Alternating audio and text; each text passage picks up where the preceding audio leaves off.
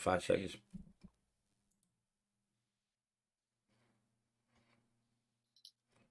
Welcome everybody. I'm joined today by Jessica Denny. It's Wiggleholic today. Yesterday was Reality Check. And Jeff. Basically, I've been going over all the interviews, starting with Stephen Avery's November 5th. Then we did Brendan Dassey's November 6th. Then Stephen Avery's November 6th interview. And now we're on Earl Avery's November. Well, that's we'll get to that at the end of this, but yeah. So basically, they talked to Stephen Avery on the 5th. And then they pulled Brendan and Brian over on the 6th, talked to him. Then they re-interview Stephen Avery again. They collect Chuck, Earl, Dolores, and Stephen. They take Chuck to the hospital. We have his interview en route. He refuses to talk, tells O'Neill and Sklorinsky that he already gave his statement. He don't have nothing else to say. They then get Barb en route to the hospital. They have her call Bobby Dassey. And this interview, I have the whole interview on my channel already. I cut out the car ride because it's so hard to hear. But basically it starts from when they enter the parking lot and you can hear them talking about Bobby Dassey arriving. Anything you guys would like to add before we listen to the interview?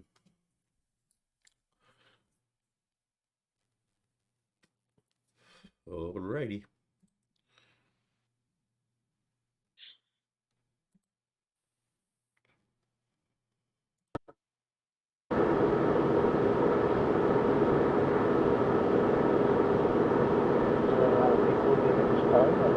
Everybody all at once. Just us? Yeah. I mean, just like the Averys, or?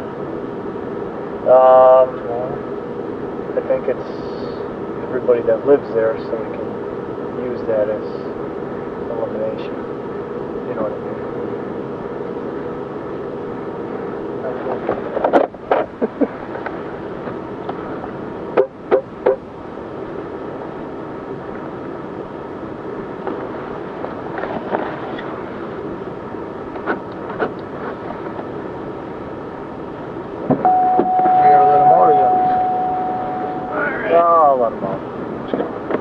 Actually good.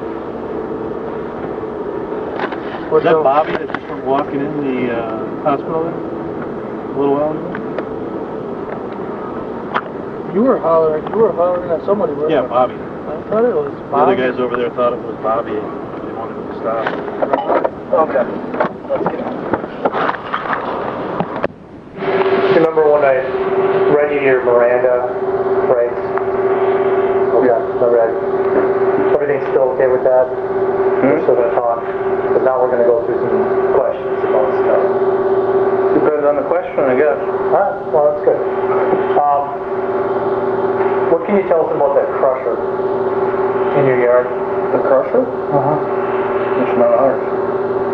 Who owns it? More salvage. Okay. Now who does the crushing in the cars in the yard? Who crushes the cars with that crusher? Paul Norb was crushing cars. Paul Norb? Yeah. Is that his name? Yeah. That's his last name? Yeah. Paul Norb? Yeah. Okay. Does he always crush the cars, or does other people crush the cars? No, I did some down there. I crushed some cars down there. How many cars did you crush in a week? You know what? How many cars did you crush? I crushed the one where we had down there. How many was that? I don't even know. 3 truckloads. 3 truckloads of cars. So approximately how many cars? There's 20 cars on a truckload. Does anybody else crush cars besides you and Paul? Steve crushed that one that was in the crusher. There was a Jeep, I think, in the crusher.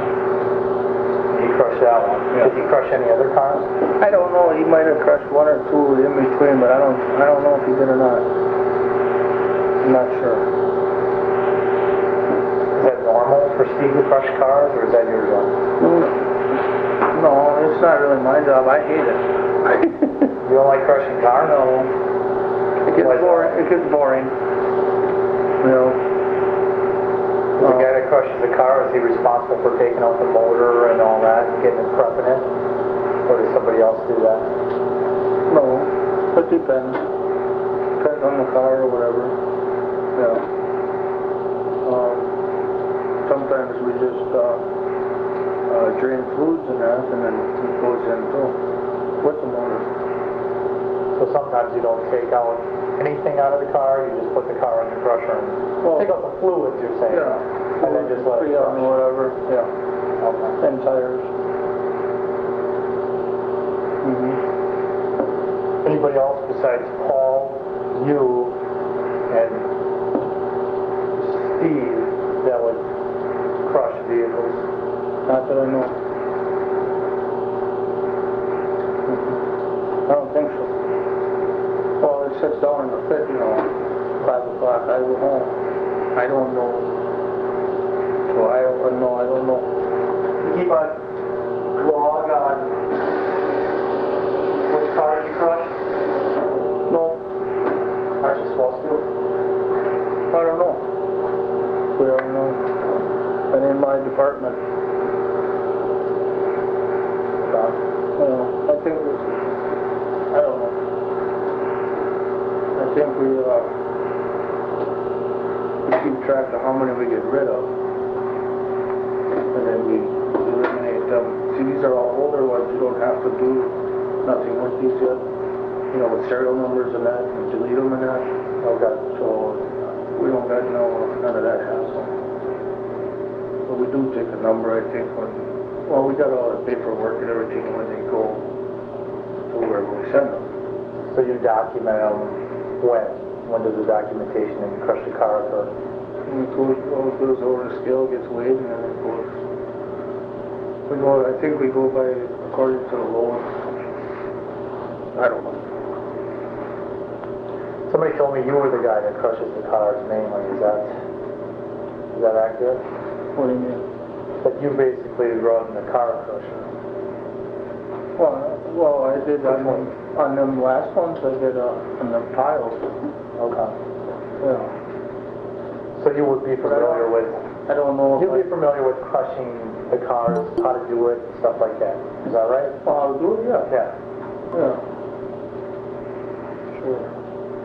Do you leave that? Mostly it's just a push button. And it's a remote.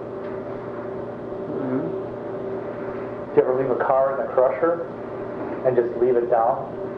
The thing on it? No. That's not normal? Huh? You wouldn't do that? No, I usually don't leave them in the crusher. I usually take them, I usually finish a bundle or otherwise is what you call it. Sometimes there's 3 in a bundle, sometimes there's 4 in a bundle, sometimes there's 5 in a bundle. It depends on the size of the vehicle. You know, if it's a small compact car or if it's a mid-size or if it's a full-size. Depends on how it goes in the trailer. So there's not any good reason to leave the arm down when the car's in there. Does that wreck the crusher? Did you leave the bar down on it? Leave that thing down on it? No, no, don't wreck the crusher. I don't understand. I'm sorry to interrupt. You said sometimes 3, 4, maybe 5. What do you mean by that? Bundle. Cars? Bundles of what? Bundles of what? Cars. Just make it 2 right away. Bundles of cars. Yeah, then you crush it at one time. Okay. 1, 2, 3. In a full size, then you take them out. You know what I mean? I see. And then other ways you crush 4. So you're talking by, when you say bundle of 3 cars that have been crushed stacked on top of one another? Yeah. Okay. I'm Crush sorry. them all at once.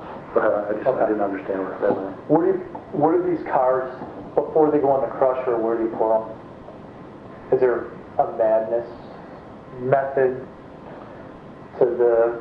You seem pretty organized, like you usually have transmissions in one spot. You got something over here, you got crushed cars in a different spot of the lot. Okay. So if you have cars that are waiting to be crushed, where are they They usually go? usually go into to our new building there.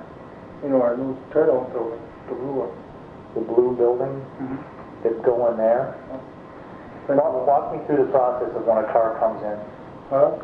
Walk me through how that... It sits over on the side, Car comes in, who takes, and then if there's free on it or something, it gets marked, a guy comes out, and when we get a couple of them together, if we get like 10 cars with free on it, a guy comes out and drains the freon off them. They don't go nowhere unless the freon's taken out. okay, so they sit in the blue shed or up? No, they sit right outside. Right outside up on the top there. Okay. Next to the fence. That fenced in area? Yep. They would sit up there. When do they go down to the pit? Well, it depends. I mean, it depends on if they get crushed or not. A lot of them don't.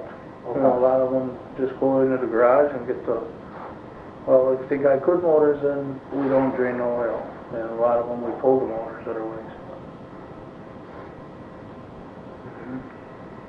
Okay. But cars that are going to be crushed?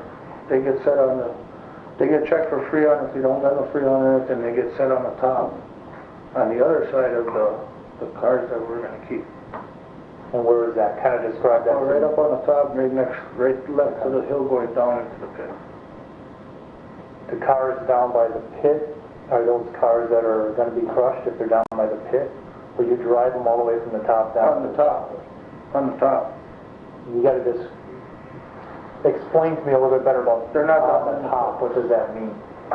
What is on the top? That means that they're only on the, when you pull in, you got the good cars next to the fence, and then there's a roadway going down in the pit, and then there's another piece to the south of that, on the top yet, where there's ground and everything, where it ain't a gravel pit. Right. That's where them cars go if there's nothing left to them. Them are for the crusher. Then from there, then they go into the the blue building and get dismantled.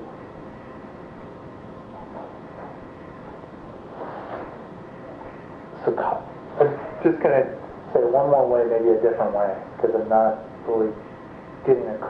I'm not understanding it clearly. Okay. Do you put cars next to the car crusher when they need to be crushed? Yes or no? Yeah. So you just stack up the cars or drive them down there, and then With the loader, yeah. how do you determine when you're going to crush it? Huh? How do you determine when you're going to crush it? We usually don't crush. Just that this crusher was here, and we got rid of like 100 or 125 of them about a month and a half ago, and he never came and got his crusher.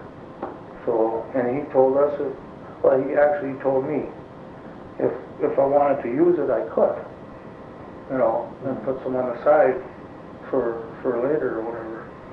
You put some cars on the side for later? But what cars on the side did you put for later? Them are the ones that's crushed. Them are for later. Okay, so otherwise, so Paul can come in, we can just load them up, and he can be I'm gone. talking about cars prior to being crushed. Where would those go? You got to set them down by the crusher someplace. Where would the cars be? Yeah. There's a bunch of cars by that line of, there's like a wood line, and there's a bunch of cars lined up right down there. South of the crusher. Them ain't crusher cars. Those aren't crusher cars? There ain't no crushing cars down there except for the ones being crushed. Okay.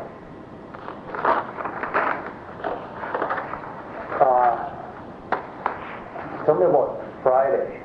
There was two guys that came down, Krieger and here's my notes. We didn't know that. But Krieger and a Mott. They came to see it Friday morning. What did they want? Joe and Joe Mott David. and Dave Krieger came to see it Friday morning. Where was I? I don't You were remember. there at work. I don't remember. They wanted something out of the yard or something. Oh, for this front hub? I think so. I'm not sure what I was doing. I might have been working on the top there. Did you talk to him? I don't know if I did or not. I seen him. You seen him I Friday seen him there. morning? Yeah, I think so. Who were they talking Where to was if I? they weren't talking to you? They were talking to Steve or Chuck, I think. Oh, I know what I was doing. I was picking cars up.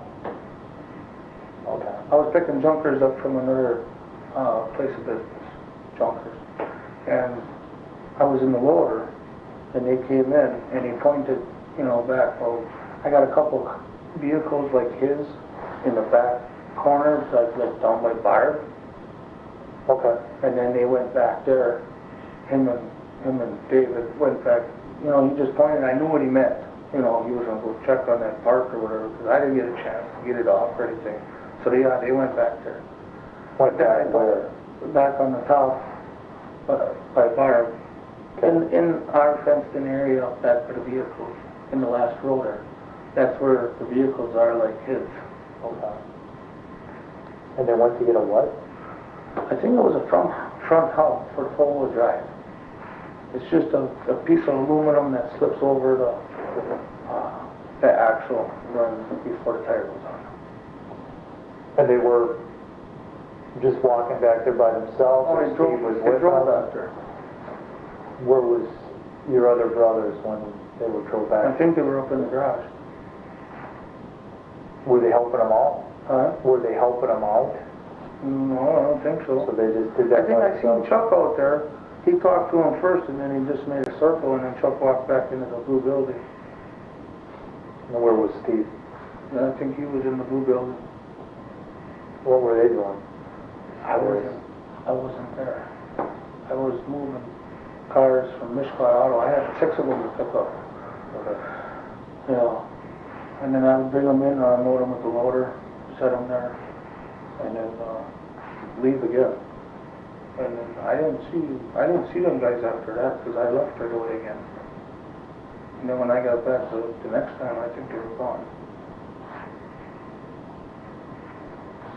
This is by the fenced-in area. There's a car in there. They were interested in getting a hub off of?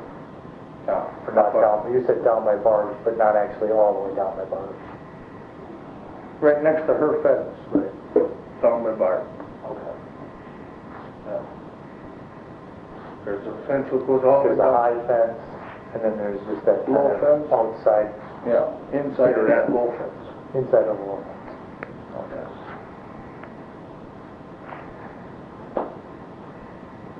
You want some more water? Yeah. Yeah, go ahead. You know how to work it? Yep, just put it right there. Yeah, a little sensor in front. Weird for myself.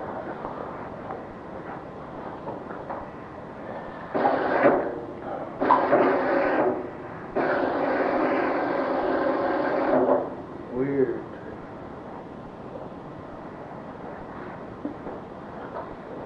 Obviously,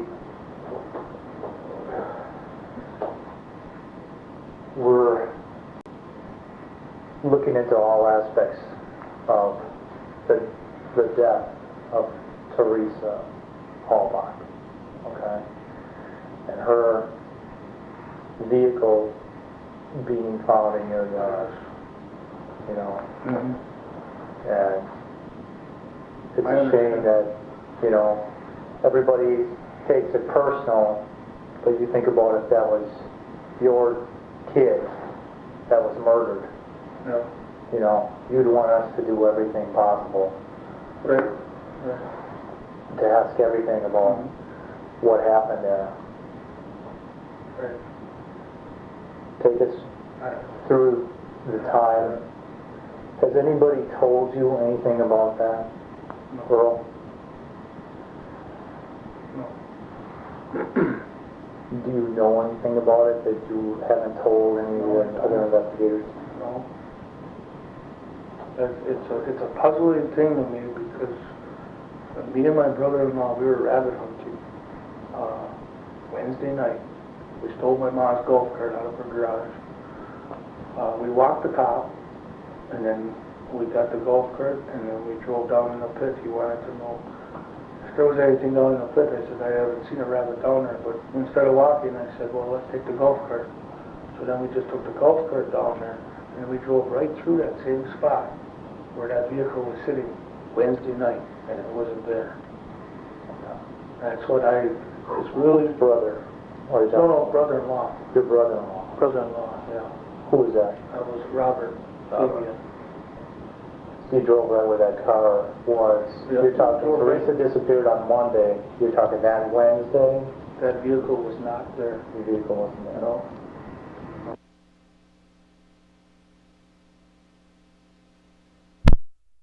Wife is going to be worried. She'll be fine. Well, we explained it to her, you know what I mean, you're going home. No matter what, you're going home tonight, okay? We're clear there? You gotta understand that. We're looking for your help. I don't know if I helped these guys or not. You know, Well, you're getting there. What about I think it's hard for you to talk about some of that stuff. I would not want to talk about some of Well, I that just stuff. talked about it, and it ain't, you know, if you... Well, like I said, we're trying to get to the bottom of it. I know, but I mean, I'm not supposed to be telling you, Steve's what But what you should tell us is, to me, that seems suspicious why somebody would want to talk to us. You know, people that don't want to talk to us are guilty of something. Just like somebody hiding in their house. I mean, Yeah, don't call me Steve. yeah, sorry about that. Hey, do you have a key to Steve's house? No, I don't. Okay, does Steve normally lock his house up? Yes, It's always locked. I think it is, yes. Who else has a key to his house? Rolly, maybe. The guy that owns his house. And him, I think. And he always locks it down. I think so. Why does Steve burn tires in his backyard? I don't... You already asked me that, no. No, it's the first time I asked you that. No, you asked me that twice. Should we rewind it? You asked me if he burns tires. I said, I don't go down by him. I don't know. That's a different question. I ask you why he does that. I don't know if he burns tires. How am I supposed to answer that?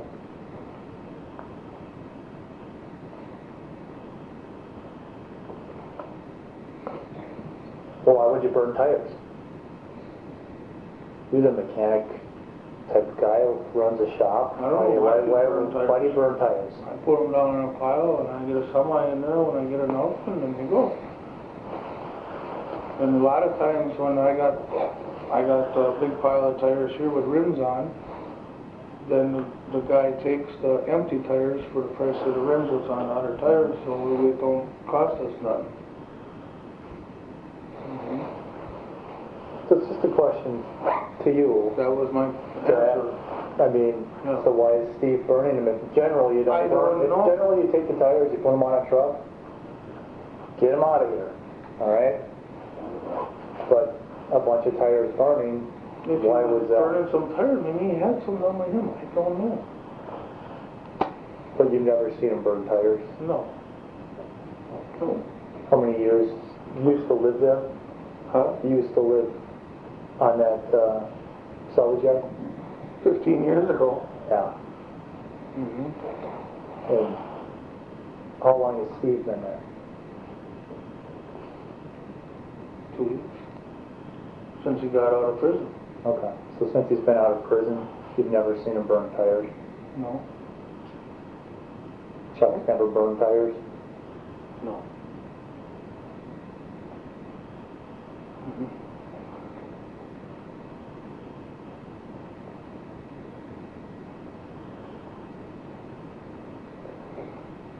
Earl, I cut wood. you cut a tire? I cut wood. You cut wood. Mm-hmm. Earl, look at me, Earl. Okay? You obviously know more than what you want to tell us. Okay? No, I don't. It's real apparent. Yes, it is. There's No, more there. no. You don't want to tell us. I understand why you don't want No, I don't know. how do you know what we're looking for exactly? That's right. Right, so you need to just kind of talk about what you know. It may be important, it may not be important. But the thing is, you know more than you're telling us. Well, you're asking me if he burns tires, and I tell you I don't know if he burns tires. Let's go back. The reason I ask that is let's talk about conversations you've had with your family since the vehicle's been found Yeah. in the yard. Everybody don't understand it being there. Everybody thinks that he's being framed. Mm-hmm. Well, what do you want me to He's do? telling you not to talk because... No, his lawyer told me not to talk. Because it's a setup. But he was at your house yesterday. Huh? You're going to have conversation with him. If this happened to me and my Yes, family, I'd have a ton of conversation. And there would be a lot of conversation talk. In fact, that's consumed your life, has it not? But I mean, it it's... wasn't... Just listen to me for a second. It's consumed your life, right? This is all you think about 24/7?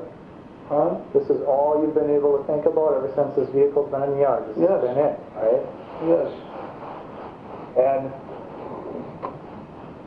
But then they... so there's been a lot of conversation. Well, maybe between them guys, but it's not with me. There's been conversation between the family. Not, Maybe with them guys, but not me, because I don't like getting involved in it. That's what I told you before, way earlier, even like with the media by me. It drives me nuts. Last night, Chuck and Steve was by my house, and they all wanted to watch the news. I went out in my garage. I was done with that. I don't want to hear it no more.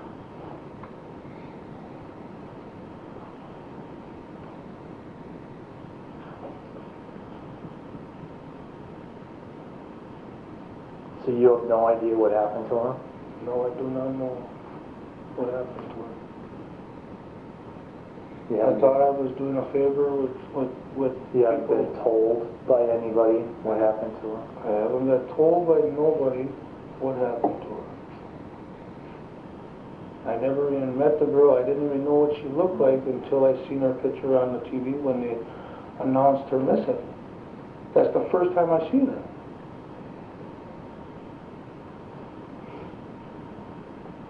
Earl, there's more there. Okay.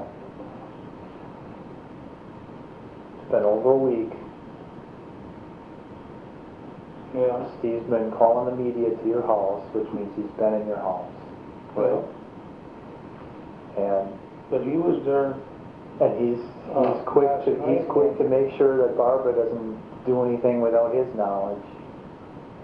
You know what I mean? Or talk to anybody. He's quick to tell everybody. Whenever they do this and do that, they're always together, him and Barbara, so I don't know what goes on. But if he's at your house and you're at your house, you can't go to the yard. There's no other place for you guys to go. Okay? You're sitting in the kitchen having coffee. What do you think you're talking about? There's a lot of places. You're talking about this incident in your salvage yard, and you're talking about everything there is about it. Mm-hmm. Okay. And So you know more than what you're trying to tell us all right they now. talk You can't about- play that, I don't know, I've never talked to Steve. All they No, talk you about talk is to- lawsuits and suing and being set up and set up and set up. And I'm sick of hearing everything. Nothing makes any damn sense. So I just stay out of it.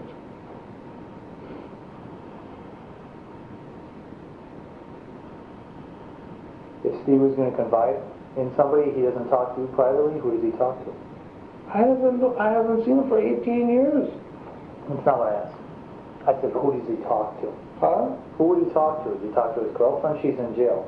She's in jail. He's got a hard time right now. There's a lot of media attention focused on him. Mm-hmm. Who's he going to talk to? I don't know. He doesn't confide in you?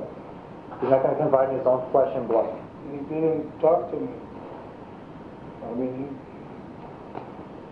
I don't know, he never did. Never does. We go to the auction like on Thursdays, and we act like used to, like professional people, you just go in and do our job, buying some cars and coming back home. Stop and eat breakfast, stop and eat dinner on the way back home. That's how much time I spend with him. Mostly on Thursdays. But there's more there. 'Cause when I first asked you that question, you gave me a huge pause. You were holding back something, and that's what I want to know. Well, I pause a lot. Well, I do this for a living, and when I see that, I know that there's more. Somebody's unsure. Like you said yourself, the Calumet Sheriff's Department is one of the nicest guys from Calumet Sheriff's Department. Has been the nicest guys Yeah, they've been. So that's what I want to know. If there's something holding, I would like you to tell me. I mean, there's something there in your head that went, I don't know if I, and then you started saying, well, I don't know if I should talk to you. No, Maybe I shouldn't talk to you, because that kind of, that adds the pause, and not only that, it adds, I don't know if I should talk to you. That means there's something there, and you know I'm right. I'm done. I know I'm right. I'm done. Are we done? You're done with what? I'm done talking. Well, Earl, can I? I'm done. Well, I understand that, and I respect that, and I guess we could take it around here shortly before we change it, but I think what's really important here is that we focus on the issue of Teresa Halbach, her mother and father, and the rest of her family. And we try to sympathize and understand what they're going through right now. Well, I understand. And I know you do. We talked about that earlier. That is what's on the wall right now. That's it. That's all. Okay. And something that is important for you to understand, and what is trying to be conveyed to you here, is that we have a very, very, very good idea of what happened. Okay. We've been out there all week, obviously. Hundreds of cops. Right. And unbeknownst to you right now, Steven was picked up earlier, right? Right. Well, he's not going to be coming back tonight. No? No. He's not coming back tonight. But I mean, with all the puzzle pieces and everything. But hear me out. Hear 'em all. And this is really important. Your brother Steven is not coming back tonight. Anywhere. He's not coming back. And there's a very distinct reason why. Yeah. We're not going to go into details. I think you understand. I understand why. I think you understand why he's not going to be coming back tonight. What were we just talking about a moment ago? It's something to do with Teresa then. He is not coming back tonight. And your brother has some issues. Whether he has confided in you, or Chuck, or anybody else, friends of his, other He people. acts normal around me. I ain't understanding this. But what you're trying to do is, and we see this. And I like working with him during the day. If we gotta pull a transmission out or something in the garage, I like working with him. We see this all the time. He's your brother. Yeah. We have brothers too. We know what it's like to have a brother. I'm not that close with him. And you know what? I I know that. But you know what? Blood is thicker than water. And under There's the a lot of things going through my mind when I found out that vehicle was down in that pit. What were you thinking about? What was going through your mind? Who did it? Did Steve did it? Did Chuck do it? I mean, can we honestly say between us, man to man, can we honestly acknowledge man to man here that there was a fleeting moment when you became aware that that vehicle was down there, that you thought, is Steve somehow involved in this? I just told you that. Yeah, exactly. Yeah, and I'm bringing that up, but I'm building a foundation here because I want to take the next step up and explain something else to you. You don't know. Like we talked about, he's not coming back tonight. And something that is very important for you to understand is that Steven, obviously he's been acting peculiar this last whole weekend with the media, with trying to convince everybody that he's being set up and that this is a frame job. I'm here to tell you, that is ludicrous, okay? I'm not from Manitowoc County. He's not from Manitowoc County, all right? I didn't know you before today. I didn't even know your name, okay? So there is no possible way in God's green earth that the situation involving Teresa Halbach is a setup, all right? If I even sensed this much of a possibility of something like that happening, I'd be all over everybody else that I'm working with. Because we as cops, we work for the good people of the state of Wisconsin. We don't tolerate bad cops. If there's something bad going on, it makes us all look bad.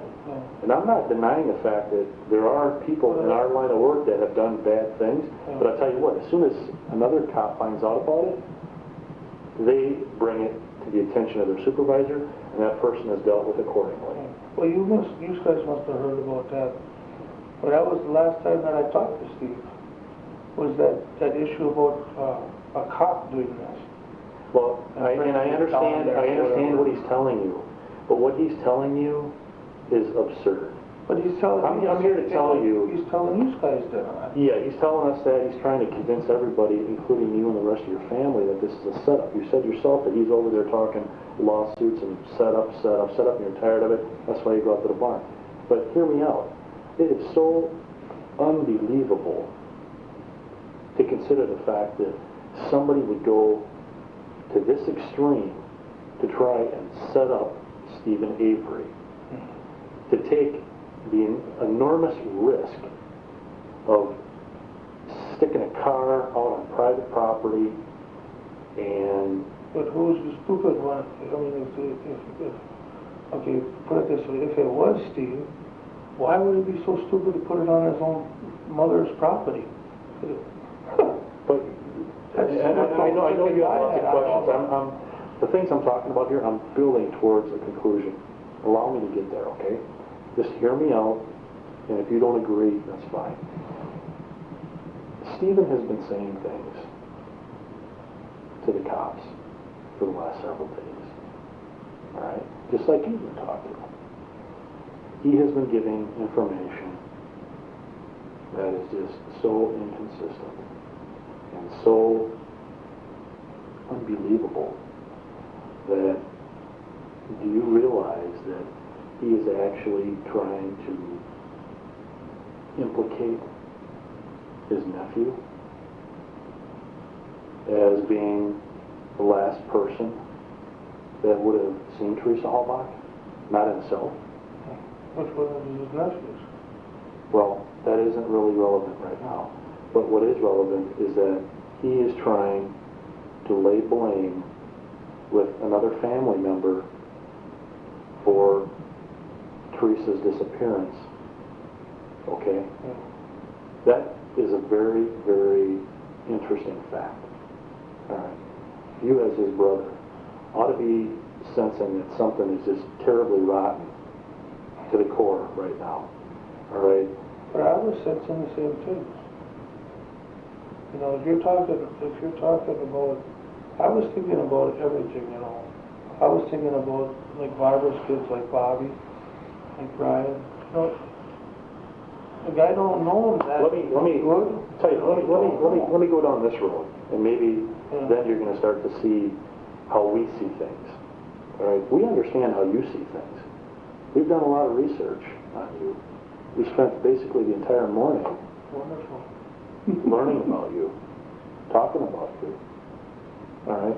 And many other people have spent the last several days and weeks doing the same thing. All right?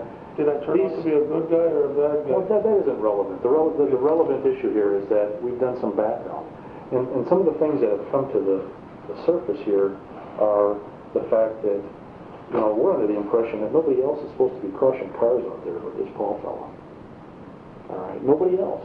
Whether or not you want to tell us he gave permission He is the one with a license. He is the one with DNR permission. He is the one with... Mario knows it was... He is the one with legal authority who owns that unit to do the crushing. Not you, not anybody else. All right? And the fact that you've been doing that out there with 54 cars, plus the one that's in the crusher, whether it was Steve that did it or you, the fact that you are a co-owner of that business means it's on you. Okay? Do you realize that illegally crushing 55 cars might have an impact on you personally as far as civil liability? I don't know. And potentially coming back on you because people are doing things that they're not supposed to be doing? Well, I didn't know there was such a law out there. Did you realize that it's also illegal to be burning tires? Well, I knew Unless you're an official that was recycling? illegal, yeah. It's going on routinely at your yard.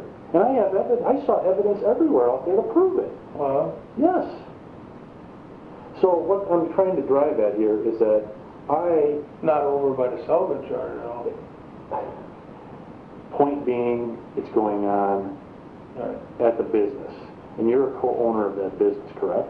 Right. But that, Okay, that's enough said right there. That In and of itself, that is not our Paul, or excuse me, Earl, the point I'm trying to make though is that there are things going on out there, as I would imagine with most salvage yards, if you want to cut to the chase, that are clearly skirting on the fringe. All right? So I think you're a nice guy. I think you're a good guy. But the bottom line is, you and I both know that there's things going on out there that aren't legal. Yeah, but we're All right? trying. But that ain't, I don't give it, I don't, trying, schmying, whatever. Trying, Well, that's why we put the whole building up. but That's not our main focus. our main focus here, though, is that people that have a tendency to try, even though they know that they're trying illegally, have tendencies to do other things. Typically, a person that doesn't have a care or concern for any part of the law where it relates to minimal things, and will just routinely, without any care or concern, violate laws that pertain to crushing vehicles and tires being burned, isn't going to give a damn about violating other laws. All right? And you got to understand, there is a distinct reason why we want you to assist us right now. Because don't think for a minute that when push comes to shove, when your brother Steven is being questioned about certain things that took place and that he's responsible for, that he might not try to put the dime back on you or Chuck or his nephews or the other women. That's the kind of person he is. You and I both know it. What happened when he went away last time? What did he say that he was going to do to everybody else in the family last time? When was the last time? When he got put away 18, 20 years ago. Has the family discussed that with you? Were you old enough to comprehend the things that he said and did once he was put in prison? 13 or 14. Well, it's probably a good thing that you didn't hear what he said. People act differently when they're taken into custody. Plain and simple. I'm in custody. You're, Yeah, technically right now, technically you are in custody. the point being, we're not interested in you. All right? But the only way you're going to get in trouble with us is by lying to us and by minimizing information. Omission is lying. Withholding is lying. Lying is obstructing. Right. You are a good business owner, okay? But you're telling me that when I was crushing cars, I was doing it legally, and I didn't know. Did you have permission to be doing that? Yeah, From who? from Paul. Paul says he didn't give any Paul said, permission yeah. in the yard. He didn't give no permission. So And Paul you- said, 54 cars That's plus terrible. one in the crusher. You want to know something else? That's just the least of your concerns. Burning illegally several tires? My God, the environmental folks are going to really be interested in that if it becomes an issue. And you want to know what? I bet there's a number of other violations out there as well. And you know what? You and your brother Chuck own that business. I know. Plain and simple. And when you're a businessman, you have to obey the laws. And ignorance is no excuse for not obeying the law. If you don't know the law, you shouldn't be in business. And you want to know what? I'm not here to harp on you about that. All I'm trying to say is that don't make it seem like there's nothing going on and that you don't know anything. You guys talk about this stuff. Don't tell me for a minute that you guys aren't consciously aware of the things that you're skirting around and looking over your shoulder to see who's there. That there hasn't even been conversation between other family members, maybe you and somebody else, about Steve and the possibility that it's crossed their mind too. I mean, give us a little bit of credit. There's a reason why you went upstairs and hid. There's a reason why your mom, I'm not getting on I your was scared. Why? Did not want us to find you. And you want to know why that is? Because you're scared for a distinct reason that you will refuse to talk about right now. And that is obstruction. No, I won't. That is obstruction. I will talk to you. I told you I would talk to you. Tell me right now what it is you're scared of then. You haven't certainly discussed it yet. I'm scared of going to jail for nothing. I'm scared of, Wrong. huh? Wrong. Yeah, I've been there. Come on, pal. People don't go to jail for having done nothing. All But I always right. This is I always went to jail drunk and I didn't know any better. Earl. It's 2005. I know. People don't go to jail for doing nothing. Just like this whole cockamamie theory of this whole thing with Steve being a setup and a frame job is about as ludicrous as aliens coming to land on our planet tonight and take over.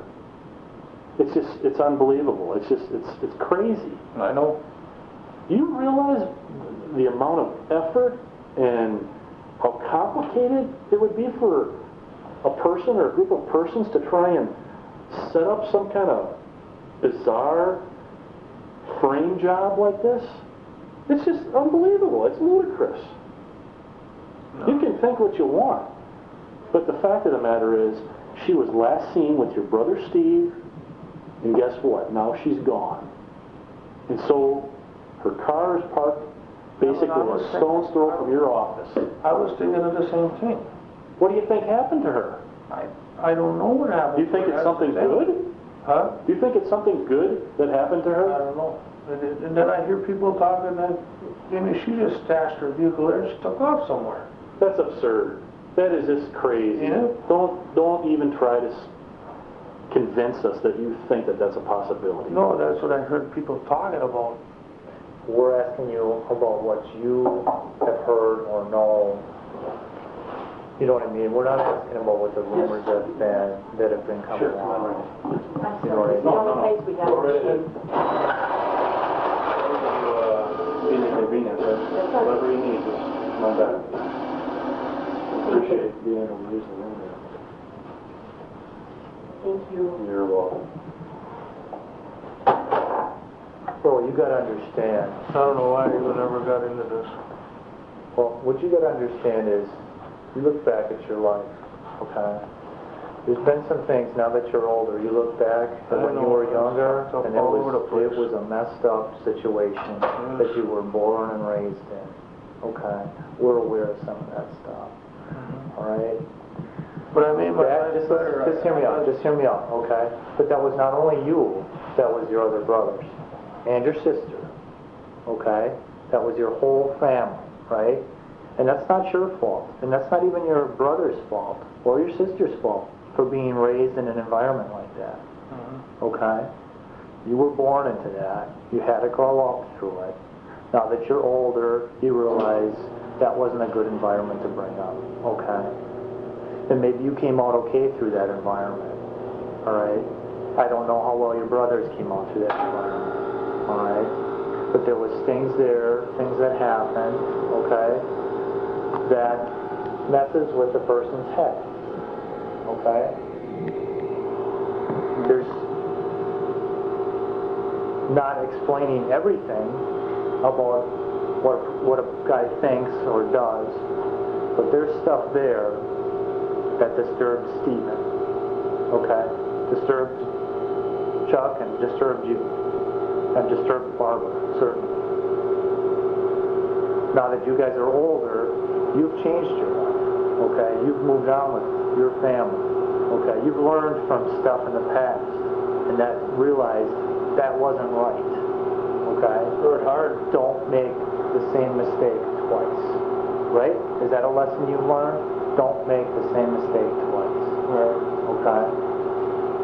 If there's something that you know, like I said, Steve is not coming back tonight, okay? Actually, I don't really care if he comes back or not. If he did it, he did it.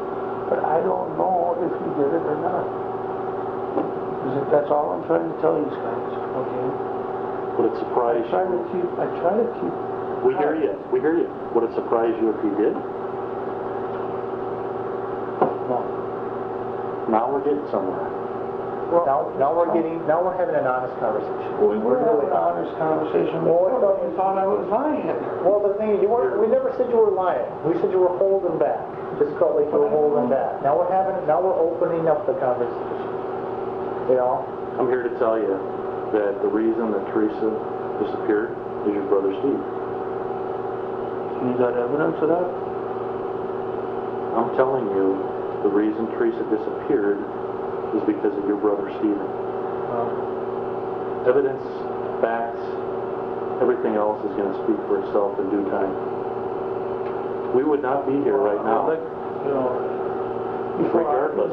Before I can see it, you know, I gotta see it. I'll tell you what. I'm from Madison. I have no vested interest in this case whatsoever. I'm not the case agent. I'm not a family member. I don't know you. I don't know anybody in your family. Nor ever see you again in my life. More than likely. I'm here to tell you that the reason Teresa is gone is because of your brother Steven. Plain and simple. Alright? Now comes the hard part. Tying up the loose ends. Don't think for a minute that this isn't going to blow over like the worst storm you've ever seen in your family's history. Because that's what's about to happen. You think the media has been a problem? Listen to me, look at me, Earl. You think the media has been a problem the last week? Wait till you get home tonight. Alright? This is just the beginning.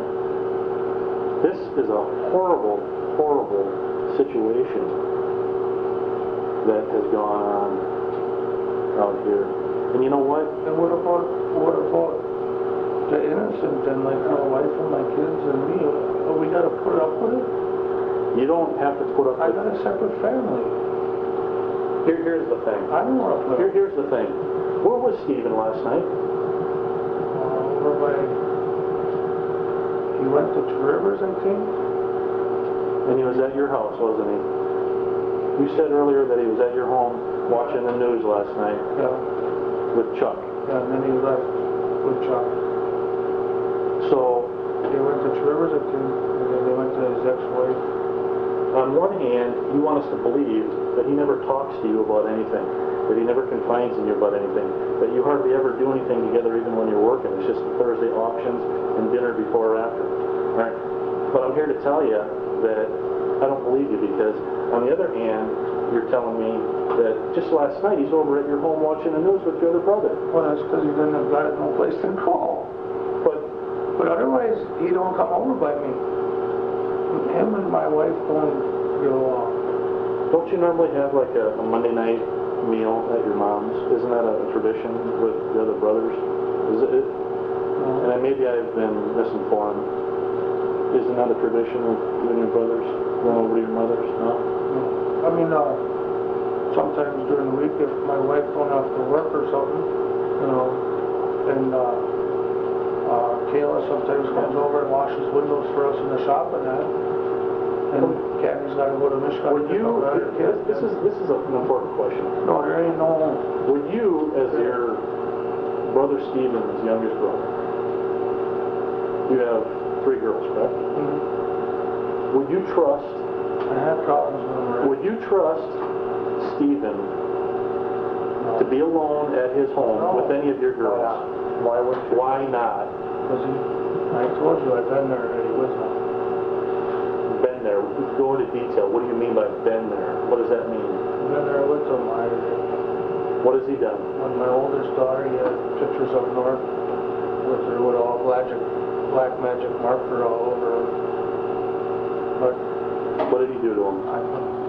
What did he do to him? that was about that. That's all I got out of anybody. What you're avoiding talking about the hard words. And What did he do to them? Start at the beginning and explain to me what he did. That is just that I had incidents with him with my kids. What did he do? Huh? Specifically, what did he do to your kids? Just the way he talks to them and that. How does he talk to them? Sometimes he talked when he first got out. Sometimes he used to talk dirty in front of them or dirty to them. Using what words? What would he say specifically? I remember. Now you're What were the words? You can talk about those words. I know it's disturbing and you don't want to say it because it's tricky words to say. we're all adults here. Right, but I don't know. Something made you uncomfortable with those conversations and your kids. But it was a while ago now again. Well, on one hand, you can remember. I remember. You remember words Oh, I like don't that. forget the pictures that I've seen and everything. Right. And the thing is, with stuff like that, there, and we're not asking you for, we're asking, if you don't know something, you don't know something. But I'm trying to tell you, please kind of own my family. I don't know nothing if Steve did this murder, if she's dead. I don't know. But I think it's important that we get out just what's happened in the past. If he did do with your her, daughter, stuff like that. And then there was some pictures. But you're saying, like, even when he first got out, he's sitting on your lap. I mean, the kids are on him. You're uncomfortable. I was always uncomfortable. Because he's touching them, kind of got maybe a gleam in his eye or something like that. Yes, or he's hanging on to him too long. He's saying words like talking about sex or doing it or fucking or getting head or oh that feels good in the crotch. Stuff like that with your kids. Something like that, yes. And your kids are on his lap, so he's touching them. I don't remember the exact words, because it was a while ago. But they were sexual comments. When? You said a while ago. When? Right after he got out? Right after he got out. Yeah. He said he's been out for 2 years. But that's... And then my oldest daughter, she kind of fell for him. Marie? Yeah. And then I couldn't do nothing with her because she was 17, to say. And if she said, well, Dad, can I go to the store in town or something? Then I found out the next day that he was in town at the store, How'd you feel? I couldn't. How'd you feel about that? Huh? How'd you feel about that? Yeah, he's gonna wring somebody's neck. Did you? Huh? Did you? No, I didn't. Did you go over and talk to Steve about it, kind of man to man, and kind of say, hey, listen up, buddy. I know, I got a daughter. I tried. And say, you come around. And then, I was thinking about his daughters too, that his daughters are coming up by him and that. And I was thinking about the same thing, What is he doing with his daughters? Just because they're older, that doesn't make a difference. It's still his daughters. Is she still seeing him? Huh? Your daughter, is she still seeing him? No. She Why did that I happen? don't know why. She came in still, like on Thursday mornings, he'll come over and pick me up for the auction. He'll come in the house. She can't even see him, stands looking at him. Don't even want him in my house. Do you think that he sexually assaulted any of your daughters? I don't think it went that far. I think me and my wife, we caught it before that happened. Did you ever talk with Marie about that? Yeah. Did you ask her specifically if she had sex intercourse with Steven? Yes. What did she say? She said no. What about Brittany or Kayla? Huh? What about Brittany or Kayla? We always watched them close. Ever since it happened with Marie with him, then we watch him close. Did they ever discuss Steven offering them money or favors in exchange for sex? I don't think so. Not that they told me anything. Did Marie talk openly with you, or was she a little ashamed talking with you present? Yeah. But did she? Huh? Did she? Yeah, she talked to me. She talked to me. What was the worst thing that she said Steven had done to her? Huh? What was the worst thing that Steven had done to her? I don't know. I don't know. Touched her in the crotch? Yeah, she Did he said something about penetrate her vagina with his fingers at all? Or I did he don't touch know her that. breasts? Did he? Grabbed her in the crotch, I know that. With the clothes or put his hand on her pants? With clothes, because we got a picture of it with him throwing her onto a bed, and he had her right by the crotch with his hand. What happened to that picture? Who took the picture? My wife burned them. Who took the picture? I don't know. No, who took the picture with the camera? Oh, Bob. Bobby did that?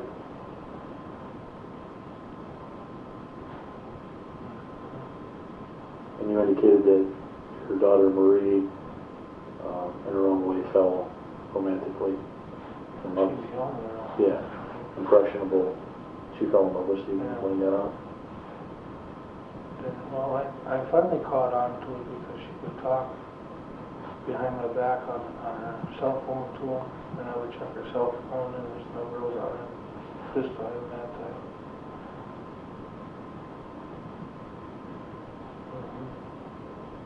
What did Candy think of this? She don't like Steve. Did Candy ever verbally yell at Steven for stuff that he All was? the time, to this day. What did Steven do? He just ignores her. You think there was anything there between Candy and Steve? Like Steve has ever tried anything? Did you meet my wife? I have not Don't tried. get her mad. But you know what I'm saying? Has she ever told you something like she's mad at him because just something has occurred? And she's like, She's mad at him just because he's him. I guess Just the way he what talks. I'm saying is she mad at him because he tried to do something? With her? Right. I don't know. No. She hasn't told you anything like that? No. That's the reason she's pissed was... Would she tell you something like that, or would she be afraid of what No, she would tell me. She would tell me, but she wouldn't let that happen. I'm not saying she would. Don't misunderstand me. I'm not saying she would let that happen. I'm saying if No. Steve, you know what I'm trying to say there? Yeah. Steve just kind of trying to force himself on something. But You talked about there was fear for his own daughters, that there might be some suspicion there. And then there was obviously this kind of... that's because when he first got out, his two daughters were always down by him and everything, you know. And then there was a point there that we weren't getting along or nothing. There was a stretch there that I wanted to monitor. That's when this was going on with Marie. I'm very interested, Earl. At all. When you became aware that Bobby was taking this picture and that this stuff was going on, you decided to have... You had to have been enraged. I was ready to ring some neck.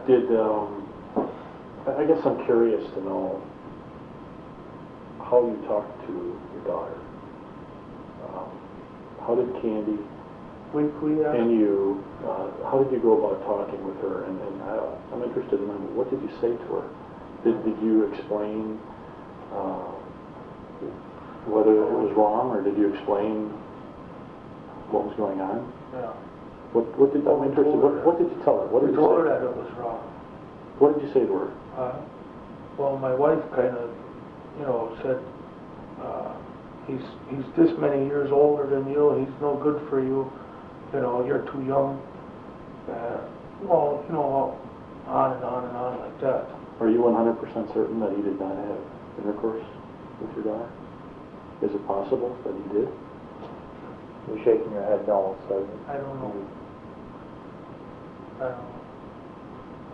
To this day, she says she's still a virgin, my daughter, so I don't know How about Brittany or Kayla? They Did you ever never witness any of this type of similar behavior with Brittany or Kayla? No. By Steven? No. We did, after Marie, that was enough. We always watched our kids. We didn't leave our kids spend the night by nobody close to them or whatever, even by bars. We kept her away from bars doing that because they were living right next door to each other. Did you talk to Chuck about what happened? No. Why not? I never talked Or to Chuck. was it, I mean, it's a sensitive, embarrassing. But I never talked to Chuck. Chuck Okay. was always a distant brother from me. Steve was always closer to me. But you're in business with Chuck. I know. But you never talk to him? No. How do you run a business when you don't talk to each other? Talk business stuff, but not Not personal? personal stuff. We don't talk. And it's been like that all my life. Did you ever explain the birds and bees to Marie? Did you ever have that talk with her? Way long time ago, yeah. Candy and you both do it, or just? Yeah. And your other daughters as well? Yeah. Okay. Yeah. It's over the dam. Okay. Now, But I don't know what to. I'm having a difficult time thinking that you didn't confront your brother, About what? Stephen, about what he did. I mostly just confronted him in rage. How would you have done that? If I'm Stephen, portray to me what you would have. I never got face to face with him. Never got face to face. No. A car to car. Car to car. What did you do? We don't want to go there. Well, yeah, we do. What did you do? Huh? How did you I was handle coming it? down the same road as him and I just You ran him off the road? cut him off. Cut him off? Yeah. Where did this happen at? Right in front of that fence there. Where I Going into the junkyard? going down to his house. Oh, going down to his.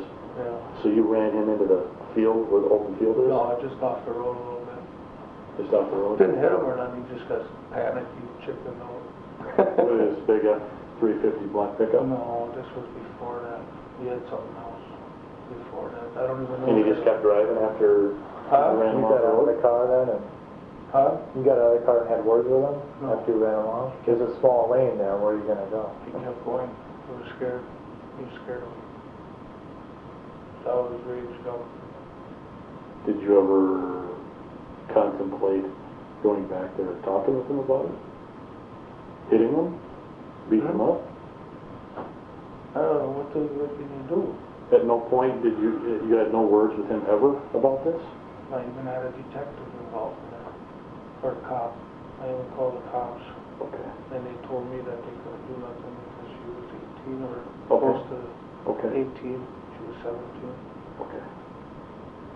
Okay, But that was the end of it. Then Okay. After that, I had the cop go over there and talk to him about it. knowing what you know now about what he did to your daughter, how feasible do you think it is that he is primarily responsible for Teresa Halbach's disappearance? Well, that's what I was talking to you about before. I don't know. You know that was my first thing that You have came to my head. It was my first thing when I went down into the pit with my four-wheeler. What's going on? Somebody found something. And then right away Steve. When the searchers were down there, Right away Steve popped into my head. he had a relapse. Huh? That he had a relapse, correct? That I had a relapse, I think, because of my daughter and everything. Do you think that I don't know. he would have tried to have some sexual contact with Teresa? My wife is going to be worried. She'll be fine. Well, we explained it to her, you know what I mean, you're going home. No matter what, you're going home tonight, okay? We're clear there? You gotta understand that, we're looking for your help. I don't know if I helped these guys or not. Well, you're getting there. What about I think it's hard for you to talk about some of that stuff. I would not want to talk about some of Well, I that just stuff. talked about it, and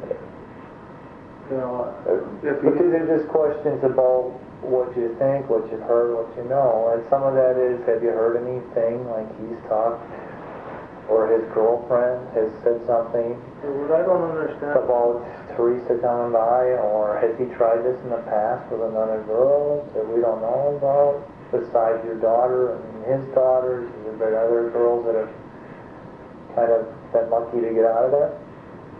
not that I know of, no. Not that I know of. I don't know.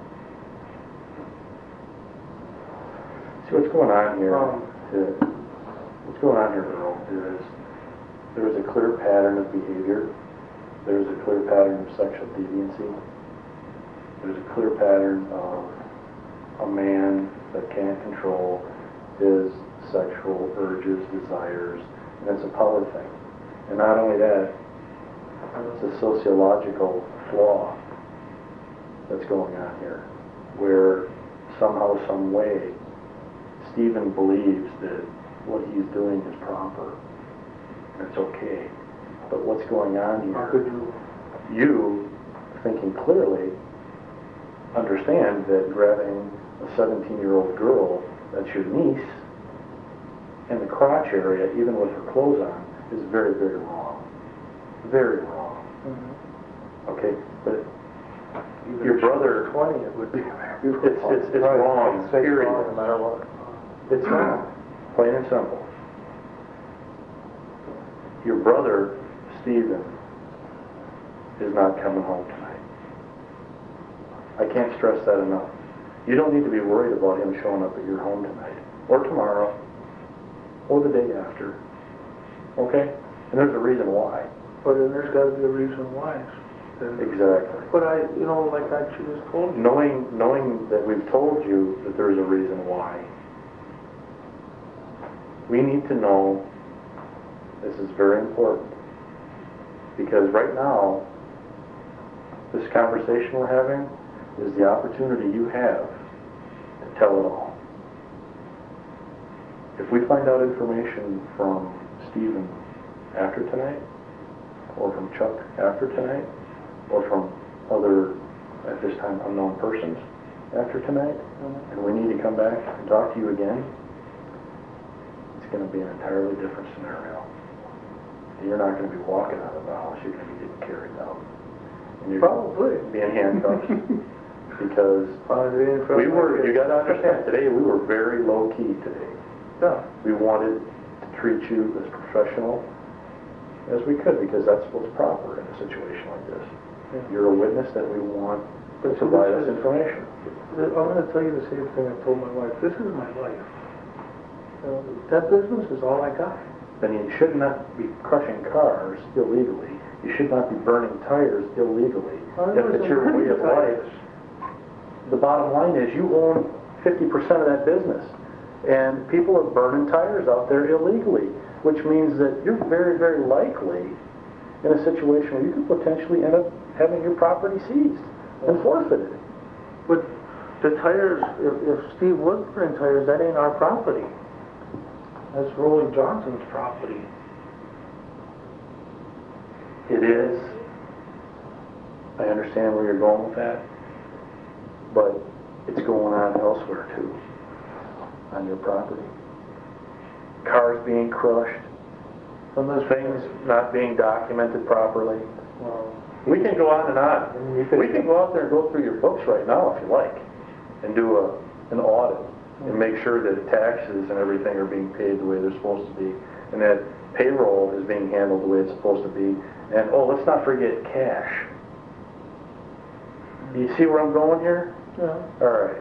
Yeah, So let's cut past. That's what I'm saying. I mean, See, your whole life, you personally, your whole life could go on a turn of a dime if they were to start looking through all this stuff, and they shut you down. Yeah. And they shut you down and you're out. Now what are you going to do? What are you going to do? I'd have to work a factory or something. Because that's the only thing I know. I've been doing it all my life. I was driving that big old record. Plain and simple. You know, I'm going to ask you a series of questions here, and all I want to hear out of you is a yes or a no. Okay? Okay. You understand that? Yes. Do you think your brother Steven is the sexual deviant? Yes or no? Compared to what he did with my daughter, yes. Do Do you think your brother's... Whoa, back up. What is Steven? It's an individual that is into unusual and sometimes abusive and inappropriate Yes. types of sexual behavior outside the norm.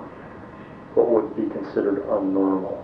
I used to stay with him when he was here 18 years ago. When he used to beat on his wife, throw her against the wall. So, do you believe that your brother Steven has knowledge of why Teresa Halbach disappeared? Yes or no? How am I supposed to answer that? Yes or no? I don't know that question. What you believe, he's saying, do you believe? What do you believe? He has some knowledge about it. Do you believe that your brother Steven has If he was, direct knowledge of why she disappeared? if he was the last one to see her, No. Yes or no? Do you or don't you? if he was the last one to see her, yes, I guess. I don't know how to answer that one. Do you think it's proper for your brother Steven to have committed a heinous crime against this young woman, Teresa Halbach, No, and then try to blame it on one of your nephews? no. Do you think that's not right? That's wrong. That's wrong. That would be wrong, yes.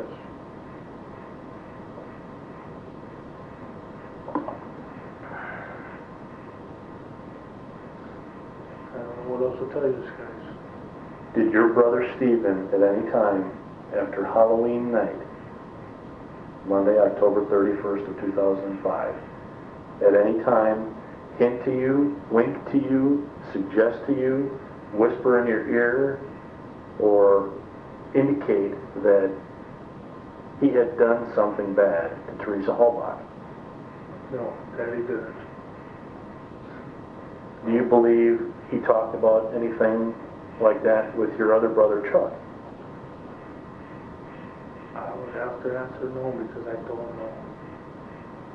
Do you think your brother Chuck is capable of having been involved with the disappearance of Teresa Halbach as well? With your brother Steven? It could be, yes. I don't know. If your brother Chuck had direct knowledge of what Steven did, would he try to help Steven and remain silent and lie to law enforcement to help cover it up? Yes or no? I would have to say yes because he gets along with him better than I get along with him. I don't know. Steven had given you some information about this. Would you lie to law? No, I would not. I would tell you. I just don't got no reason to lie to you. I know he's my brother. He's my brother that doesn't never think right or anything. And you hit the nail right on the head. We don't think you're a bad person. We don't. We think your brother's a bad person. Well, if you think I'm a bad person. No, no. If I did, I'd tell you. No, But If I did, I'd tell you. But I don't think you're a bad person. I try to. I think you're being very helpful and cooperative to us right now. Well, that's what I thought when I was, letting these people in the yard and let them walk around and everything. And And then it blows up in my face. no, nothing's blowing up in your face. It did. It did. 3.5 hours I sat down there. You know where she is. You know something about it. It wasn't meant for her. You know what I mean? But you got to understand where they're coming from, Earl. You were a But co-owner that of wasn't the junk. those guys. That was a Manitowoc County. Well, that isn't us. well, like we said, we are not Manitowoc County. Not We're us. from Manitowoc County. You got to understand that you are a co-owner of that junkyard. The vehicle's found there. Other evidence has been found there. Then my career Steven. went down the drain. No, your career did not just go down the drain. Your career is at a crossroads, and it's contingent on you being honest and truthful and forthright with us and telling us the things that you've been holding back on. You told me that earlier, but yet we had to drag out this information about how he's behaved with your daughter. There's a lot of detailed hideous information like that you have stored up here. Okay? You and I both know that. All right? Nothing is going to happen as far as your business crashing down on you or anything else unless you lie to us. If you withhold information, obstruct this investigation, and mislead us, we're going to do everything in our... It's going to come out. We're going to do everything in our power to make that known. It's going to come out. Did I do it yet? I mean, did I? You're being very cooperative with us, but you're doing it in a difficult way. You're forcing us to ask a lot more questions than we should have to ask. Right. I know. That's why we're here. That's why we're here right now. We're still here. You know? Has he ever forced his way on your wife? No, not that I know. If he did, would you tell us? Yes, I would. Has your brother Chuck ever done something like that? What? Forced himself on your wife when you weren't around? Yes, he has. What's that all about? I don't know. What kind of brother does something like that? I don't know. What did you do when that happened? Were you there? Were you there or were you gone? I was gone for about 10 minutes. You're gone for 10 minutes. Excuse me. Oh, hi. Hi, can I help you? I'm just gonna come in and steal some snacks if you have. Oh, okay. Sorry, I didn't mean. There's anyone in here. No, that's fine. That's fine. A start. Sorry to be an inconvenience. I'm sorry for interrupting. You guys are probably playing cards or something. No. It'd be nice if we were. Thank you. Thanks. Some guys would be owing me some money. I'll put a sign on the door next time. But these detailed tidbits of information are the things that we need to know, because they are the little pieces of the puzzle that are going to have to come together for us. But Your brother doing this sort of thing, I find that very... if that were me, I think, and I were in your shoes, I don't know what I'd do. I think the anger would be immense. What did you do? What? Your brother Chuck, when he forced himself on your wife. When he forced himself on your wife and, you know, Put his head through his back window of his house. He did. And He threw threw him him off the deck. Okay. Then what? And I walked away. Did he run? No, he laid there. Okay. I looked at him and I looked away and I walked away. I didn't give a shit if he was hurt or anything. But he wasn't hurt because he's still here. But Why are your brothers treating you like this? but that was a long time. Do you think they're taking advantage of you because you're the nice one in the family? I don't know. But Do you think it's possible, Earl, do you think it's possible that bad people do bad things? well, I guess so, Do yeah. you think your brother Steven is a bad person? Huh? Do you think your brother Steven is a bad person? Well, that's the thing. He can be a good person, and then it could be a bad person. Do you think Depends on the day. do you think he's the bad person type that is capable of unspeakable acts of hurtfulness and violence against other people? What I seen with his ex-wife, yes. Does he have a problem with women? I think he's got a problem with power and control. Does he feel like he has to be the dominant person when he's near women? Yeah. And I think it's Yeah. Yeah. Does he always have to direct the conversation when he's around women towards sex or sexual innuendo? Or can he carry on a conversation with a woman that's not related to sex? sometimes. Sometimes, I guess. Do you think he's been abusive towards his girlfriend Jody that's in jail right now? Yeah, I've seen one or two times already, yeah. One or two times what? What did he do? grabbing her by the hair, throwing her down to the ground, kicking her. Why did he do that?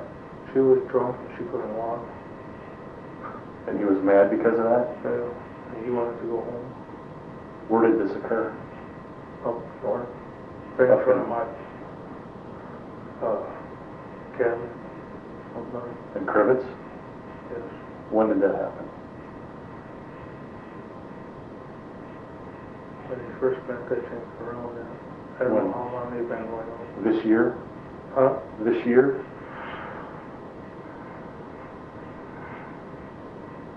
I can't remember if it was this year or not. So when they first met, it was about the time it happened? Yeah. Because she came back, they came back the next day, they went home or by Roland Johnson's house there. And they, I don't know, she drank a little bit more or something, and they got into it again. And then she called the cops, or the cops pulled him over. And then he went down to the jail for questioning on it. Okay. You know. Have you been in Steven's residence since he got out of prison? Since he moved into Rollie Johnson's place? Or even when he had his little ice shanty or his trailer? Yeah. Have you ever seen pornographic material in there? Does he keep photos of young children or nude women? No, not that I know Are of. I mean, I you, was always, well, in the house there, I was always in the kitchen. When he first got out, we had a party down there. Maybe 3 times we had like a fry out or something down there. But we were always in the kitchen and the living room, and it was you never saw always anything, clean. it was always clean? It was always clean. Never saw anything inappropriate lying around? No, Sex toys? it was or- nice. It Yeah. was, no, I was surprised. You ever talk, did he ever talk about with you communicating on a computer in chat rooms or sending email to other people No, over the internet? I didn't think he was. Is he that computer savvy? Is he capable of doing those sorts of things? That's what I mean. I don't think he is. He's not that smart?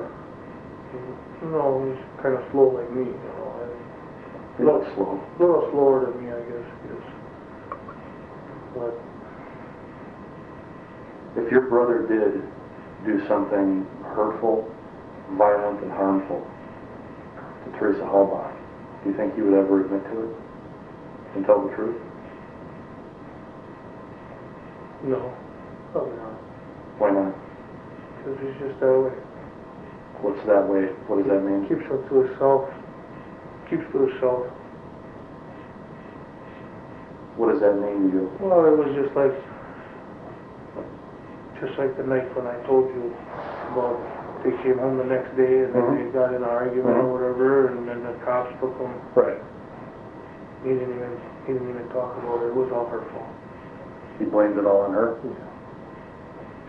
She did something that caused him to have to grab her by the hair and throw her down? Drank a glass of vodka. Okay. So he felt that he was I gave him the reason. doing what he felt was right? Yeah. Okay.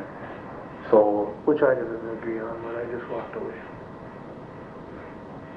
was your father that way when you were growing up? What do you mean? Was your father the disciplinarian type where he would, Yeah. if you did something wrong, grab you, throw you down, hit you I straight mean, there? Or was he just the type that would yell at you? Or would he spank you? he would holler. He always hollers. He still hollers. Okay. You know, he's always got to raise his voice. This next question I'm going to ask you is a difficult question. If you don't want to answer it, you don't have to, okay? Some of these things we're talking about are very sensitive and they're uneasy to talk about. But was your father ever sexually inappropriate or abusive with you or any of your brothers or your sister?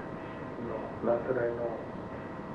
I know he sometimes drank a lot and threw things around the house when he'd come home from the tavern or something, but he had a violent temper. But no, I've never seen nothing like that. Okay. But you gotta remember, this guy he spent 18 years in prison already too, and that ain't no easy ride either. You might say that's There's a reason why it's not an easy ride. right. But That's where bad people go that have done bad things. Right, and they still do bad things when they're in there. Well, that's neither here nor there. That's not why we're here right now. Right. Anything else before we conclude here? Is there anything else that you can share with us about your brother Steven as it relates to Teresa Halbach? About what you might know that might help us determine exactly what happened to her? Whatever. See, that time frame in there was difficult for me because I wasn't really around them that much. Before, you know, when it happened and from the last time we went to the auction. I have one final question. I was out of town that whole weekend. I have one final question of you, and then I'll open up the questions here. Your brother Steven's property, his detached garage, and the area behind his home, mainly the area back where his dog is. Does he ever burn things or have a fire pit back there? Does he ever bury things back there? Does he ever use that area for anything? I can tell you this much. In the mornings and that, sometimes he brings up some rims, burnt rims, Right. and puts them on a pile, puts them on our iron pile where our rims go. I can tell you that much. But for burning at night, I'm never usually there. And if I'm there, I'm by my mom for a little while, and then we leave, you know. If he has a burn barrel in his front yard, on the other side of the Sometimes I road. see it smoking. Yeah. Yeah. What reason would he have to burn stuff in his backyard behind his garage if he has a burn barrel in the front yard? I don't know. He was lately talking Well, that's as important. What reason would he have? Do you know? burn brush and that, I guess.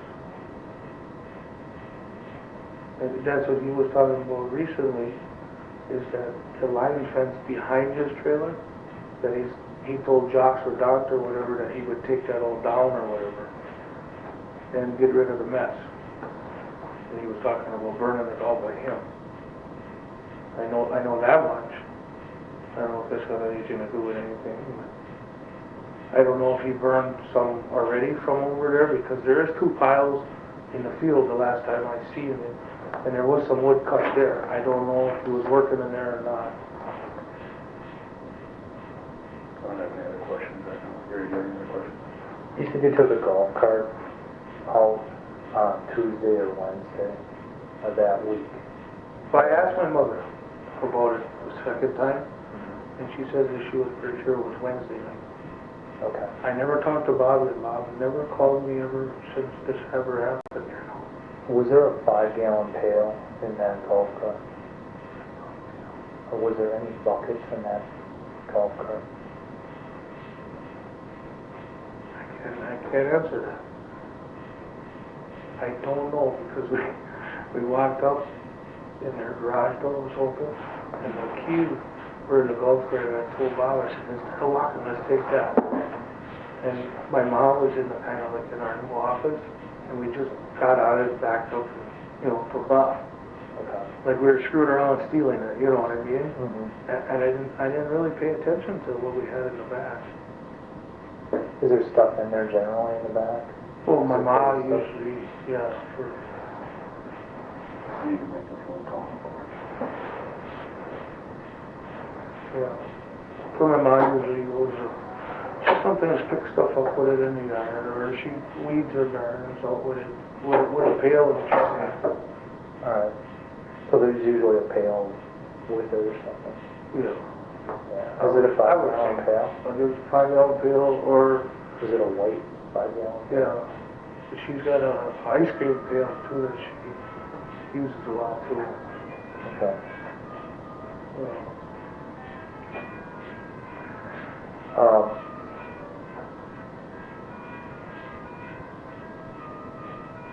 What else about that time? I mean, you're driving on Wednesday. You checked with your mom, you know, on Wednesday. Mm-hmm. You went down into the yard, basically. Did you see anything in the yard that seemed peculiar? Oh. And, you know, and the thing was, Wednesday night, we pulled, you know where Steve's burning barrel is, right?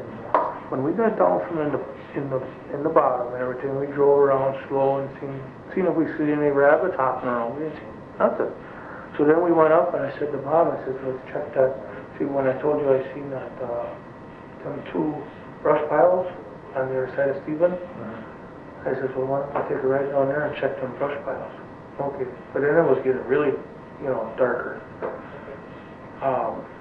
We pulled up to Steve's burning barrel there and we were going to drive around. He was outside. Steve was outside just standing there looking at his snowmobile. I don't know what he was doing. He was standing there by himself. Looking at his snowmobile. Yeah. And then my brother threw a smart comment at him, because he's got a Skidoo and my brother's got a Polaris. My brother-in-law's got a Polaris. Then he come over by him and he talked to Bob and gave him a little shit. But that was it. Then we went down, and checked the brush piles, and then we went back through. And that's the only ride that this consists of, you know what I mean? But anything out of the ordinary, no, I didn't. That's what I don't understand. Then all of a sudden Saturday, this thing appears. Well, how was that there when I was just through there Wednesday? She's missing Monday. It don't make no sense. Somebody put it there. It wasn't there, and I'm not losing my mind. It was parked right in the middle of the road. Let's go outside and let's see if there's somebody here that can give you a ride, or we can. You got a cell phone on you? We can call. We'll call Candy. Maybe she can pick you up here. Well, what do y'all think?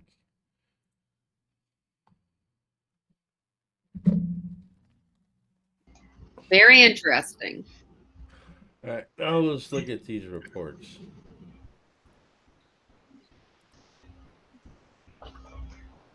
This is from Queso. Let's see, that's the 11th, so I'll go to the 9th.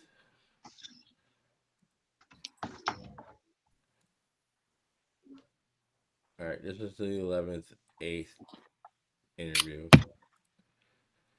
States that approximately 4:30, Gary Steer and Stephen Lewis, which are the 2 officers that had just interviewed Stephen Avery, or not Earl Avery, at the hospital, says that they went to the Avery property, they couldn't find Earl, blah blah blah blah.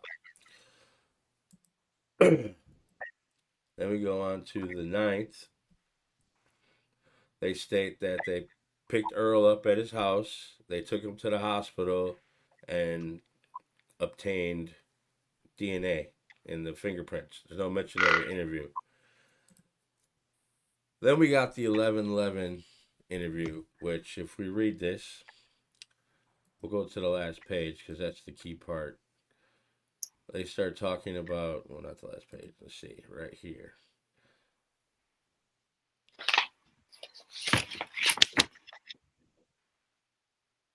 They're talking about Robert Fabian and what happened on the 31st. And there's part in here more about Robert Fabian. Now, the thing is, Robert Fabian's interview was on the 10th. So if Earl's interview was on the 11th, they wouldn't have known anything about Robert Fabian prior to this because his interview happened on the 9th. He's at the hospital.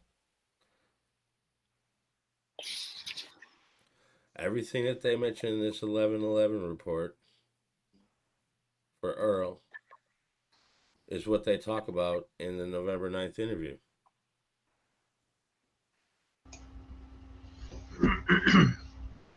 So why do you suppose it's important that the date was altered? I don't know. And then, as Dr. Silken, you attest to this, you tried showing me a DCI report, and what's the funny thing about that? Well, there's a couple of dates on the DCI report reports. There's one on the 8th and one on the 9th. And so you've got this interview here with Earl, and the dates don't correspond. Nope. And the interview that happened on the 8th, how long did it last for? It lasted for 0 seconds. Exactly. It started at It lasted midnight for and ended at midnight on the 8th. correct, which Why? is a rather bizarre way of doing an interview. 100%. No. which is different from the Calumet County Sheriff's Department, which states it was Tuesday the 8th at 4:30 p.m. at And Earl's house. he's hiding on the 8th. They're in the hospital interviewing them saying, "Why were you hiding yesterday?" "I was scared." In the car ride, I have this whole interview posted with the car ride. It's hard to hear what they're saying when they're driving in the car, but they're asking him why he was hiding. He said he was scared. They tell him, "Well, this works out better for you this way because somebody that was with us yesterday is not here today," and that would have been Deb Strauss. Well, the And one I'm not to looking at, mention, okay, another thing, 11/8, they got the search warrants to obtain all the Avery's and Dassey's DNA. They attempt to go find Earl to get his DNA stuff. Can't find him. Barb and Stephen Avery come to the Avery property. Wiegert and Fassbender meet them at the checkpoint, let Barb in. They have warrants already. They don't have enough evidence planted because they don't know what they're going to do. They don't have the gun charge up yet. That's why they delayed this interview on the 9th because they don't have that warrant for the gun charge submitted yet and signed. As soon as Fassbender and them leave the room, Fassbender comes back in. What does he present? The warrant they have now for his arrest. Well, I reckon what they're doing, Millbilly, is stalling for time, buying time, essentially, working out what they're going to do next. And this one is based on the time of all these interviews, the bones were found in Stephen's burn pit on the morning of the 9th. And later in the evening, they started finding things elsewhere. Expanding this one scene. on the 8th for that Gary Steyer did. Basically, it just states that they met Earl at his residence in the driveway. He informed the investigators that he was told by Stephen's attorneys not to talk to them. They basically say, well, we can tell you, what we want to ask you and you can decide. And he decided to go ahead. And then this is where apparently Chuck calls Earl while they're there. They talk to Chuck and then they talk to Barb. And this is supposedly on the 8th. Yep. Well, at 4:30. you can hear they got Barb en route to the hospital. They have her call Bobby Dassey at the Osmond's house. He then meets them at the hospital. When Earl and them pull up into the parking lot, Bobby is just getting there. And Steven has already been arrested. So that's what's confusing to me. So the 8th is supposedly when he was hiding, but yet this report says that they actually spoke with him on the 8th. Like I said, audio is key to this whole case. And the lack of audio for Manitowoc Sheriff's Department is huge. There's 3 dispatch lines. The one that was put out to the public, we don't have a single call from it whatsoever. Yeah, I mean, Millbilly, you're correct, because with reports, that the reports are written by the officers and they can write whatever they want. They can include things or preclude things, change dates, Kathleen etc., etc. needs to get Manitowoc's audio in full, if that's even possible, because then they can verify if this guy indeed did call the Sheriff's Department about seeing what he's seen on Avery Road on the 5th. Yeah, the audio is key. I agree. Your mic isn't on. Your mic isn't on, Braun. No mic. Is it on now? Yes, ma'am. Yep. He may have gone in person. It actually isn't clear yet. So I think we have to wait for the circuit court motion for that one. Yeah, that's very. It's actually not clear. It's very plausible. Because it just says he spoke to. Yeah. It doesn't say he But called. we have the dispatchers start answering the phone later on in the investigation, and they're like, "Oh, we're not handling this case," and they transfer them the case right away. Correct. And then we got people Yes. calling in the queso stating, "Oh yes, I called Manitowoc, but I don't trust them, so I'm calling to give you this information." So if he phoned Manitowoc, he should have been transferred to queso.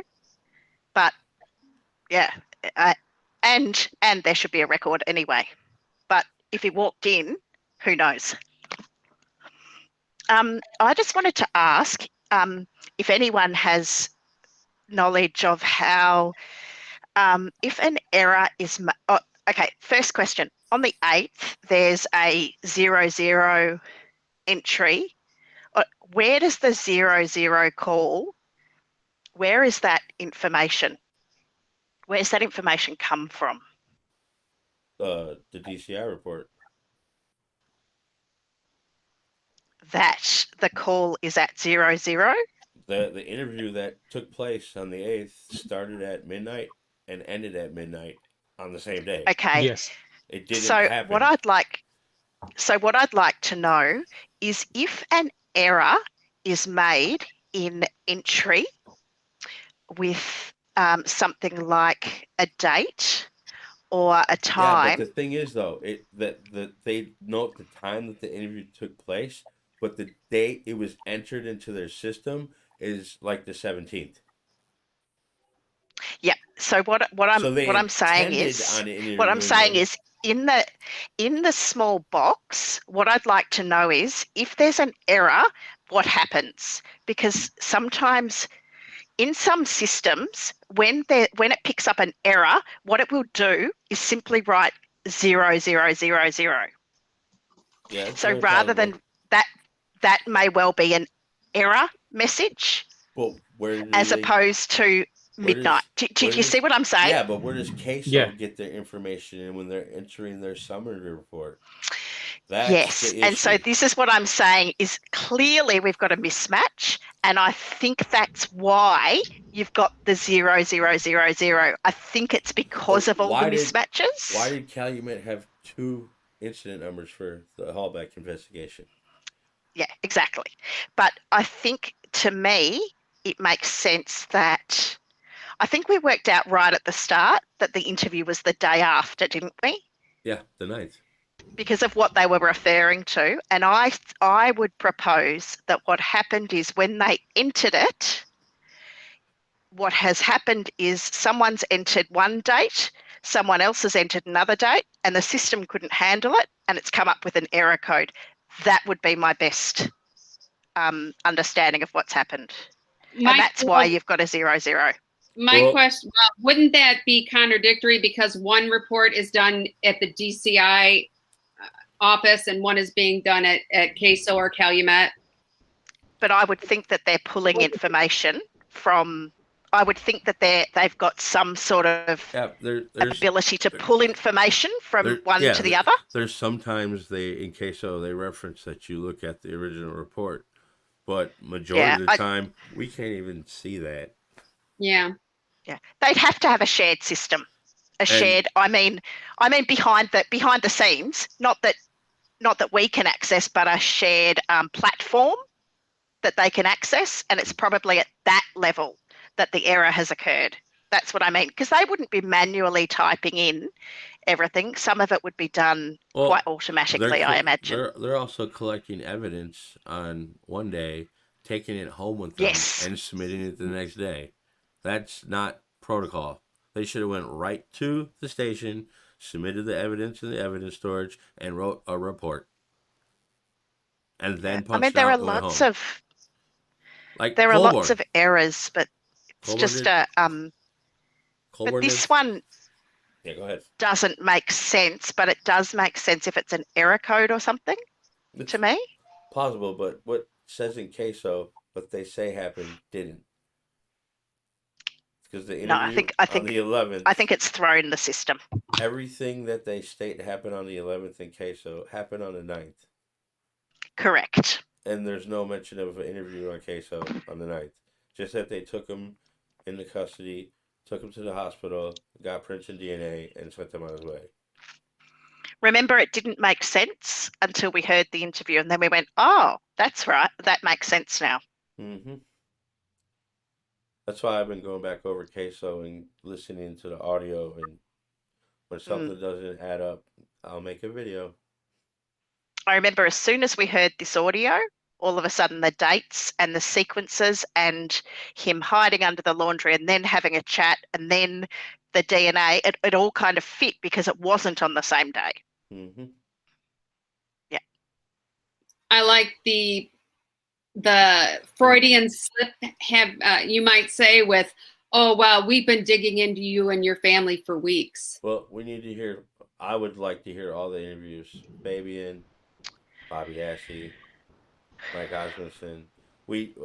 Based on what happened with Barb and Scott's interview, they secretly recorded them, so they did that for everybody.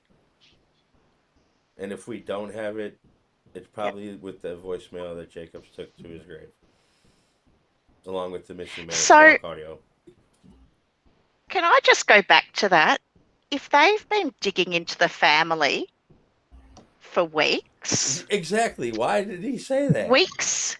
Okay, so let's just Because say they were watching them.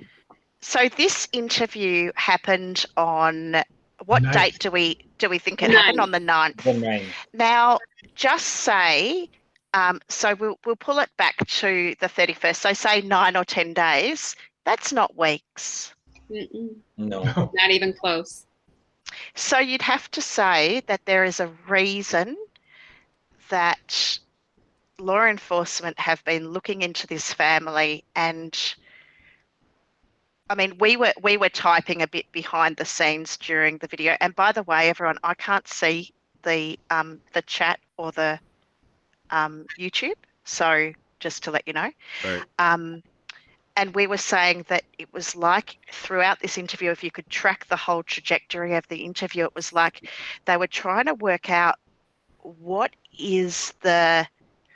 where's Earl's point of weakness? Where are we going to be able to press that he'll fold? Well, I don't think it was. I think.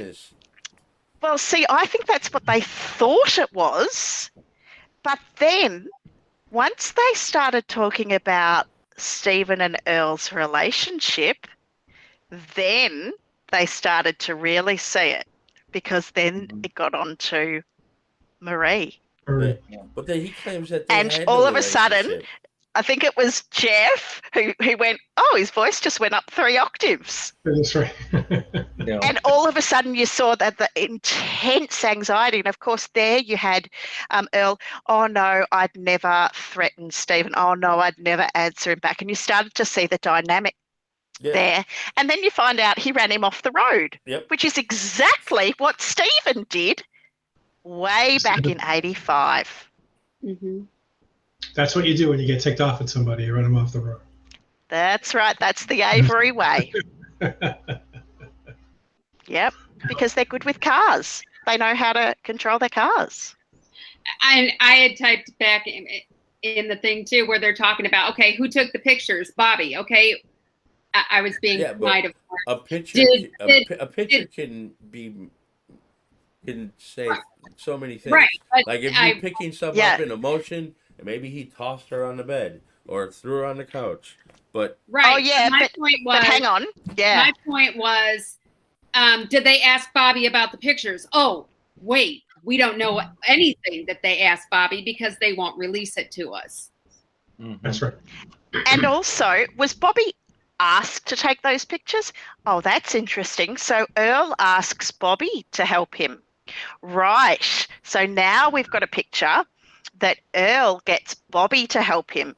Okay. So now we know how to get Earl to be compliant, and we know that Earl gets Bobby to help him. Okay, great.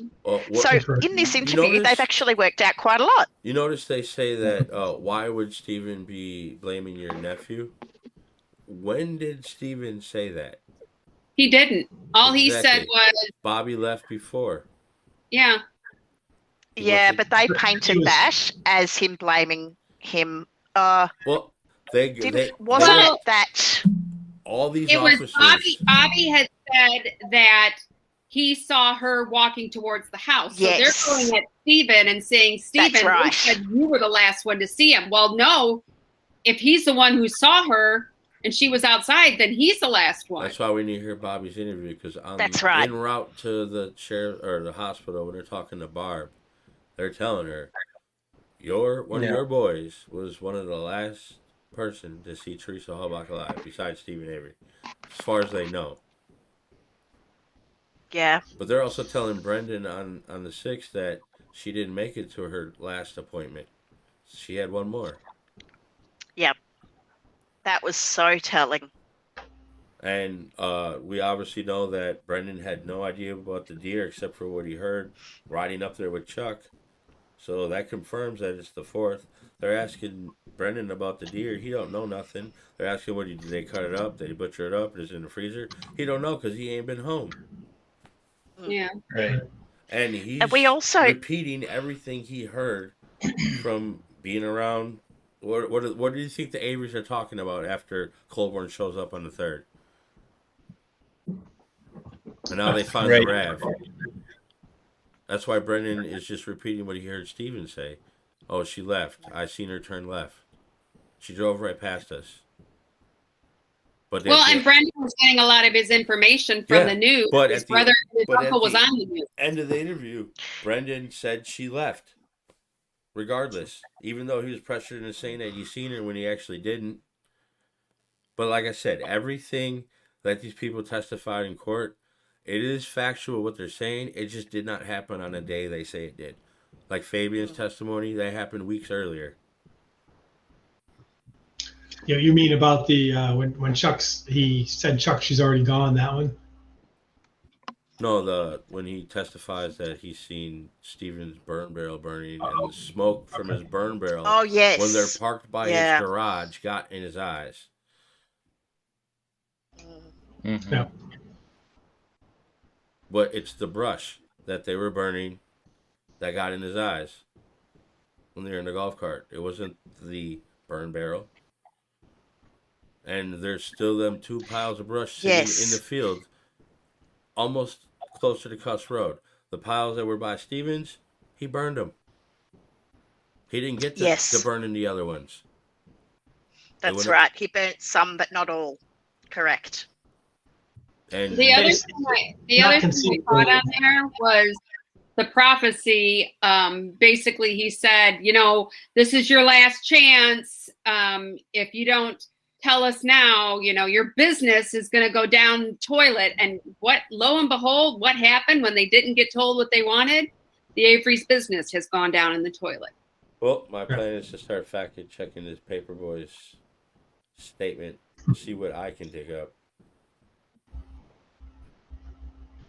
But missing audio is the key to prove it. Or like you said, maybe he could have came in. But if he went in person, I think you have to wait until the circuit court motion, because that's where we'll get all the details. That's my sense. But because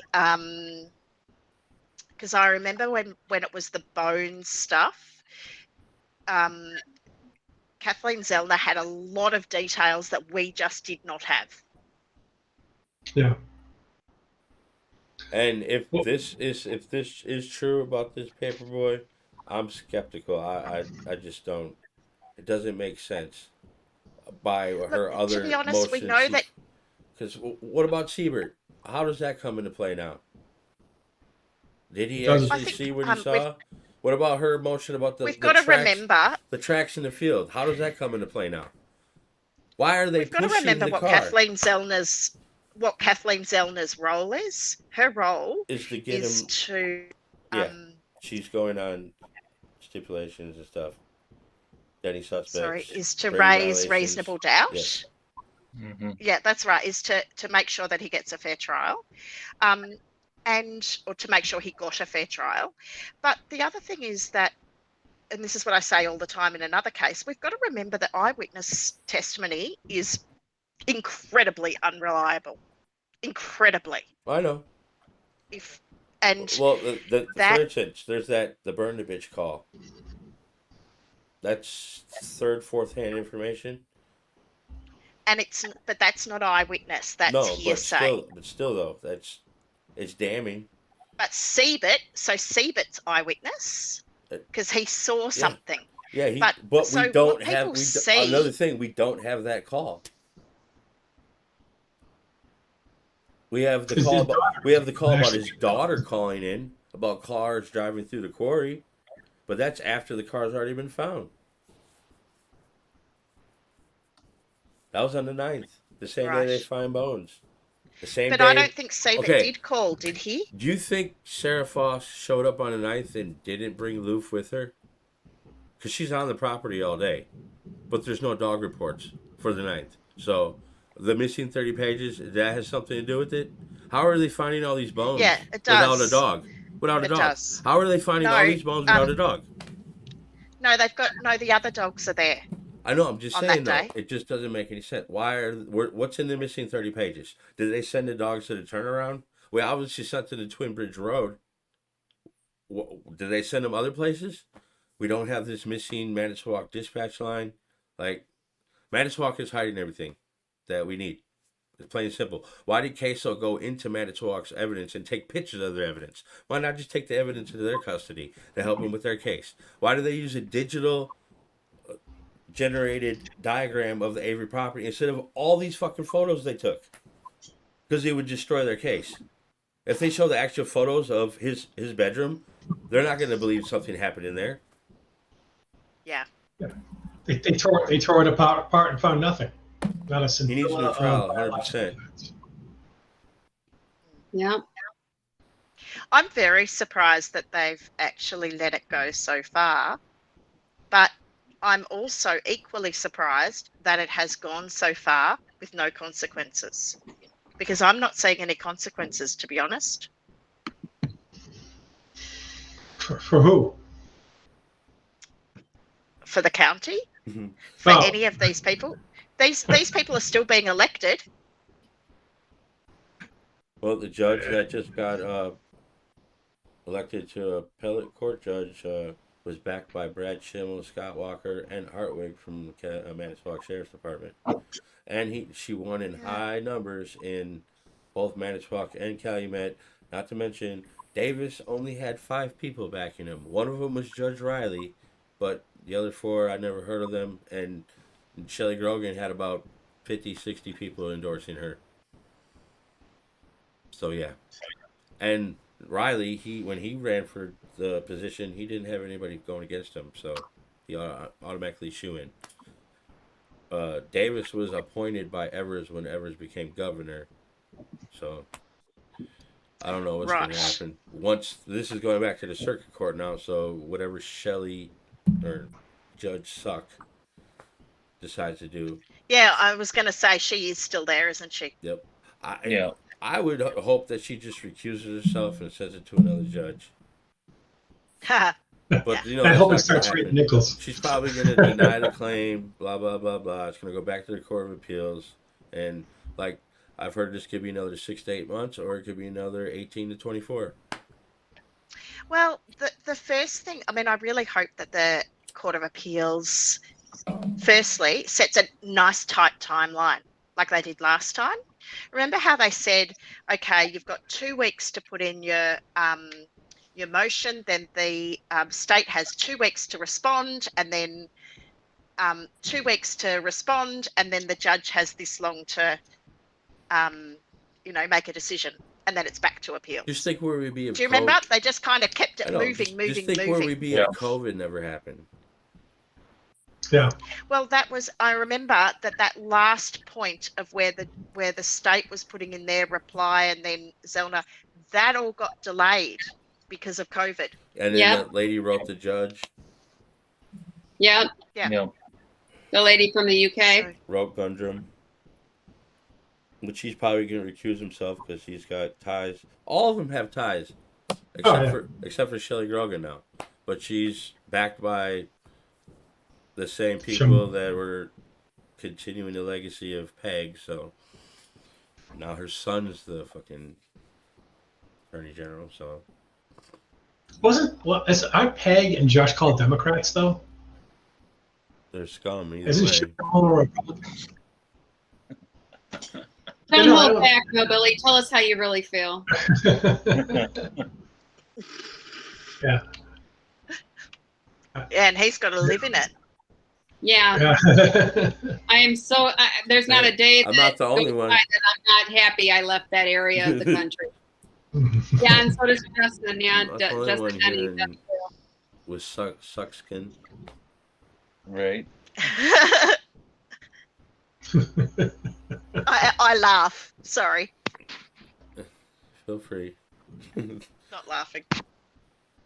But yeah, Earl's interview is quite interesting. They don't have. Yeah, he gets the rabbit He hunting asked him, days wrong. what evidence do you have?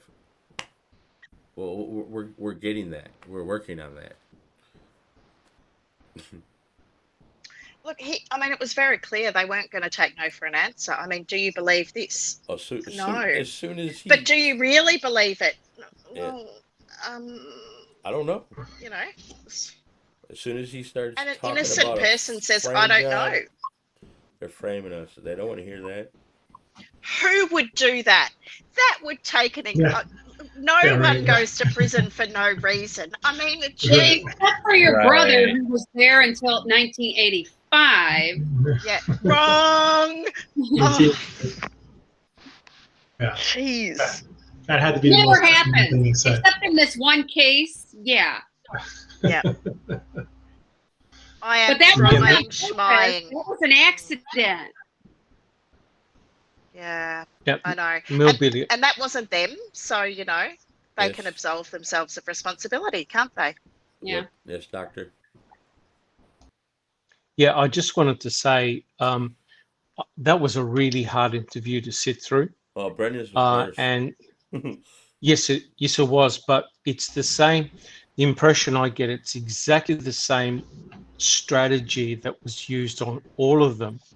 And as I said in the comments, if I could just say quickly, that basically worked out what Earl's vulnerabilities were. And the law enforcement officers preyed on that. They were definitely fishing for information, and they were setting up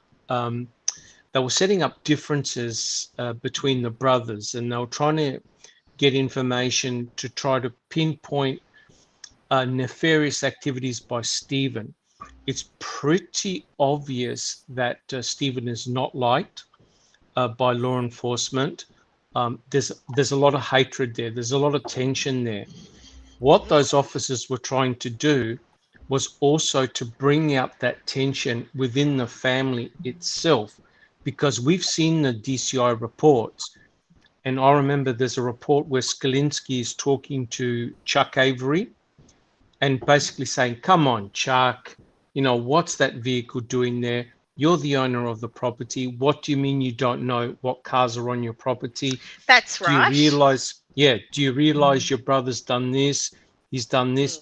So in other words, what they want is an acknowledgement from the brothers that Steven was involved not only in nefarious activities within the family, sexual assault, rape, etc., but they're basically telling the brothers, your brother killed Teresa Halbach, right? Wink, wink. And notice he didn't wink. He didn't say something. He didn't wink at you.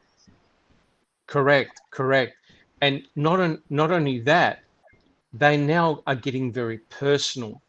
Oh, your brother did this to your daughter. Oh, your brother did this to your wife. So remember, Earl said to them, that's it, I'm through talking with you.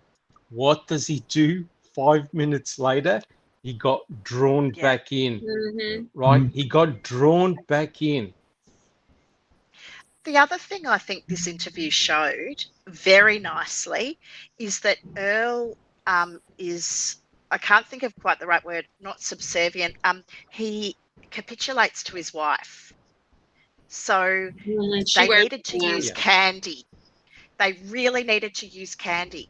And those phone calls that we heard with Steven, you start to hear how candy is manipulating things. All right. Well, How, and I think that's a very, very obvious strategy. that they used once they found out that, oh, okay, so Candy's in charge here. So Yeah. here's the sign-in, sign-out sheets for the 9th. We got Anthony O'Neill. He shows up along with Bill Tyson right before that. He leaves and then he comes back. Right around noon, they all show up. We got O'Neill, Sklorinsky. They sign in. They're paired up to go get Chuck. And we got all the other officers that participated. Gary Steer, he ends up taking up with DCI agent that shows up. After the Earl interview, he shows up on the property. He checks in. So they all show up at the Avery property, go to the command post, and then they all pounce on the Averys. And they can't find Bobby. That's how they have Barb call him.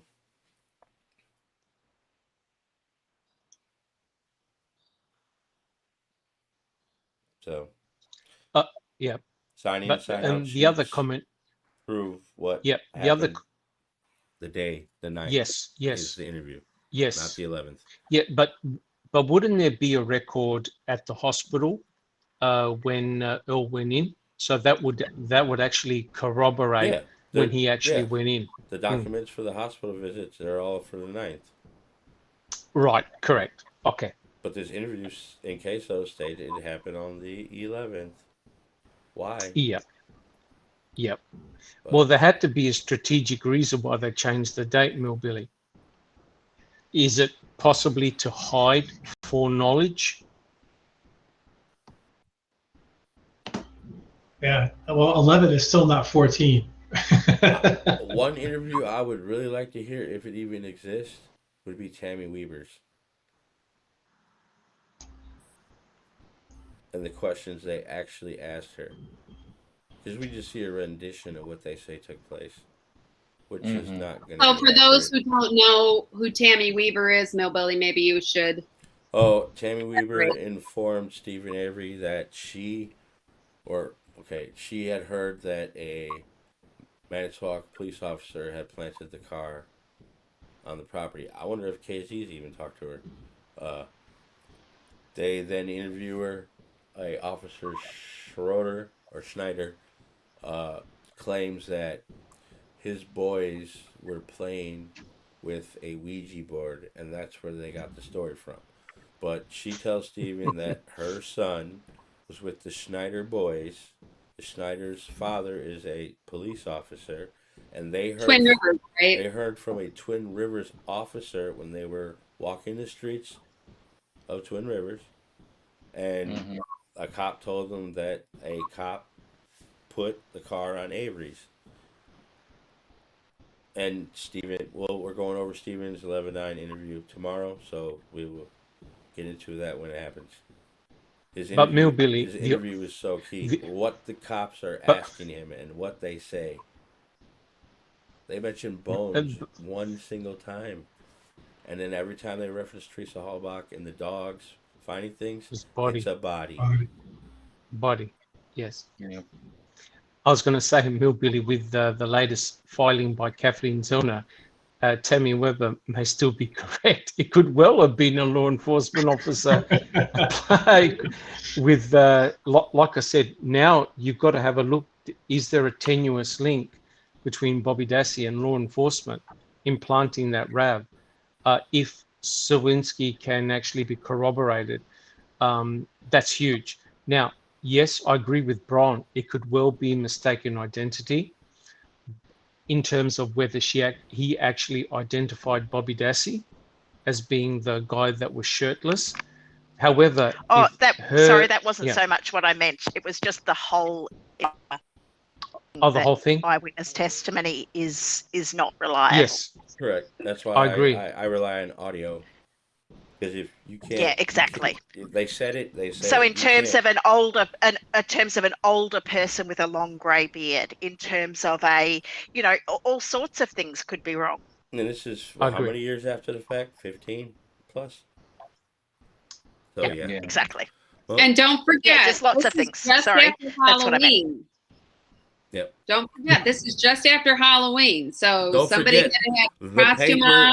The paper he was delivering, the cover story. was the Halbach disappearance. Yep. So, can't tell me he didn't look at that paper when he was delivering them. I mean, And it I can't wait to clearly see the said the filing. last place she was Stephen Avery's. It said it right there on the front page. I think we need to see the filing. It's not clear to me when he actually realizes that it's Bobby Dassey that he saw. Is this yet? Did he realize it when he saw Making a Murder, or did he realize it that day? It was his original thing that he saw somebody pushing a car and he didn't know who that somebody was, but he realized later who it was. And what was it that he might have seen on the 5th that gave him a clue that it was actually Bobby? Because Bobby isn't very prominent in any of the police interviews. I think it was that the car was found, wasn't it? On the 5th? I think that was On the the 5th. 5th reference. That was prompted, but he says that he later realizes it was Bobby pushing the car. And when was it that he realized Yes, that? what Was that was- after Making the Murder? What was or that? was Well, that- the one thing, if Exactly. y'all did, the one thing that was really today that hit me that I was thinking of is the fact that he's given this affidavit and nowhere in it does he say when he pulls in, he saw Rav on the back of that tire. No, You know how it has that cover over the back rear tire? I know. It says I know. Rav. no, it's just a summary Where of what he says. So, Right, but so far we don't have him saying for sure that it was a Rav. Yep. That would have been a clincher right there. It said Rav on the tire. Gary Steer from the Calumet County Sheriff's Department interviewed him, and it was Jeff Lewis from Department of Criminal Investigation. But It was Steve. It's Steve. Bobby Lewis. or yeah, Steven. Earl? Are you answering a question? Yeah. Oh. Shane. Gary Steyer and Steve Lewis. Yeah. And they're, So I mean, for me, I would have thought that would have been, something. Unless she's keeping that, an ace up her Oh, well, sleeve, I would have and thought that would have been Correct. put. I think Bill- she's keeping a lot of information back. Mr. Bill Yeah. Tyson, the Mr. I lose the evidence keys and take them to the Avery property with me. He's the one that Oops. collected all the swabs and submitted them. He was for everywhere. evidence. Also, he calls on the 6th wanting to get things to the crime lab. It's roughly about 2:30, and the dispatcher tells him, "You will not make it here in time because of the construction that's going on. And by the time you get here, there will be nobody here for you to give it to. So you might as well wait till tomorrow." And it was the blood evidence that they collected from Steven's trailer and his Grand Am. Convenient. Wasn't his truck. Colborne and Wiegert with Tyson On the when 7th. Yes. And we have yeah, all the yeah, evidence photos. when Cuss Road was identified. All the Yep. evidence photos we have of them collecting guns, every gun they collected on the evidence tag, they wrote the time. So helpful.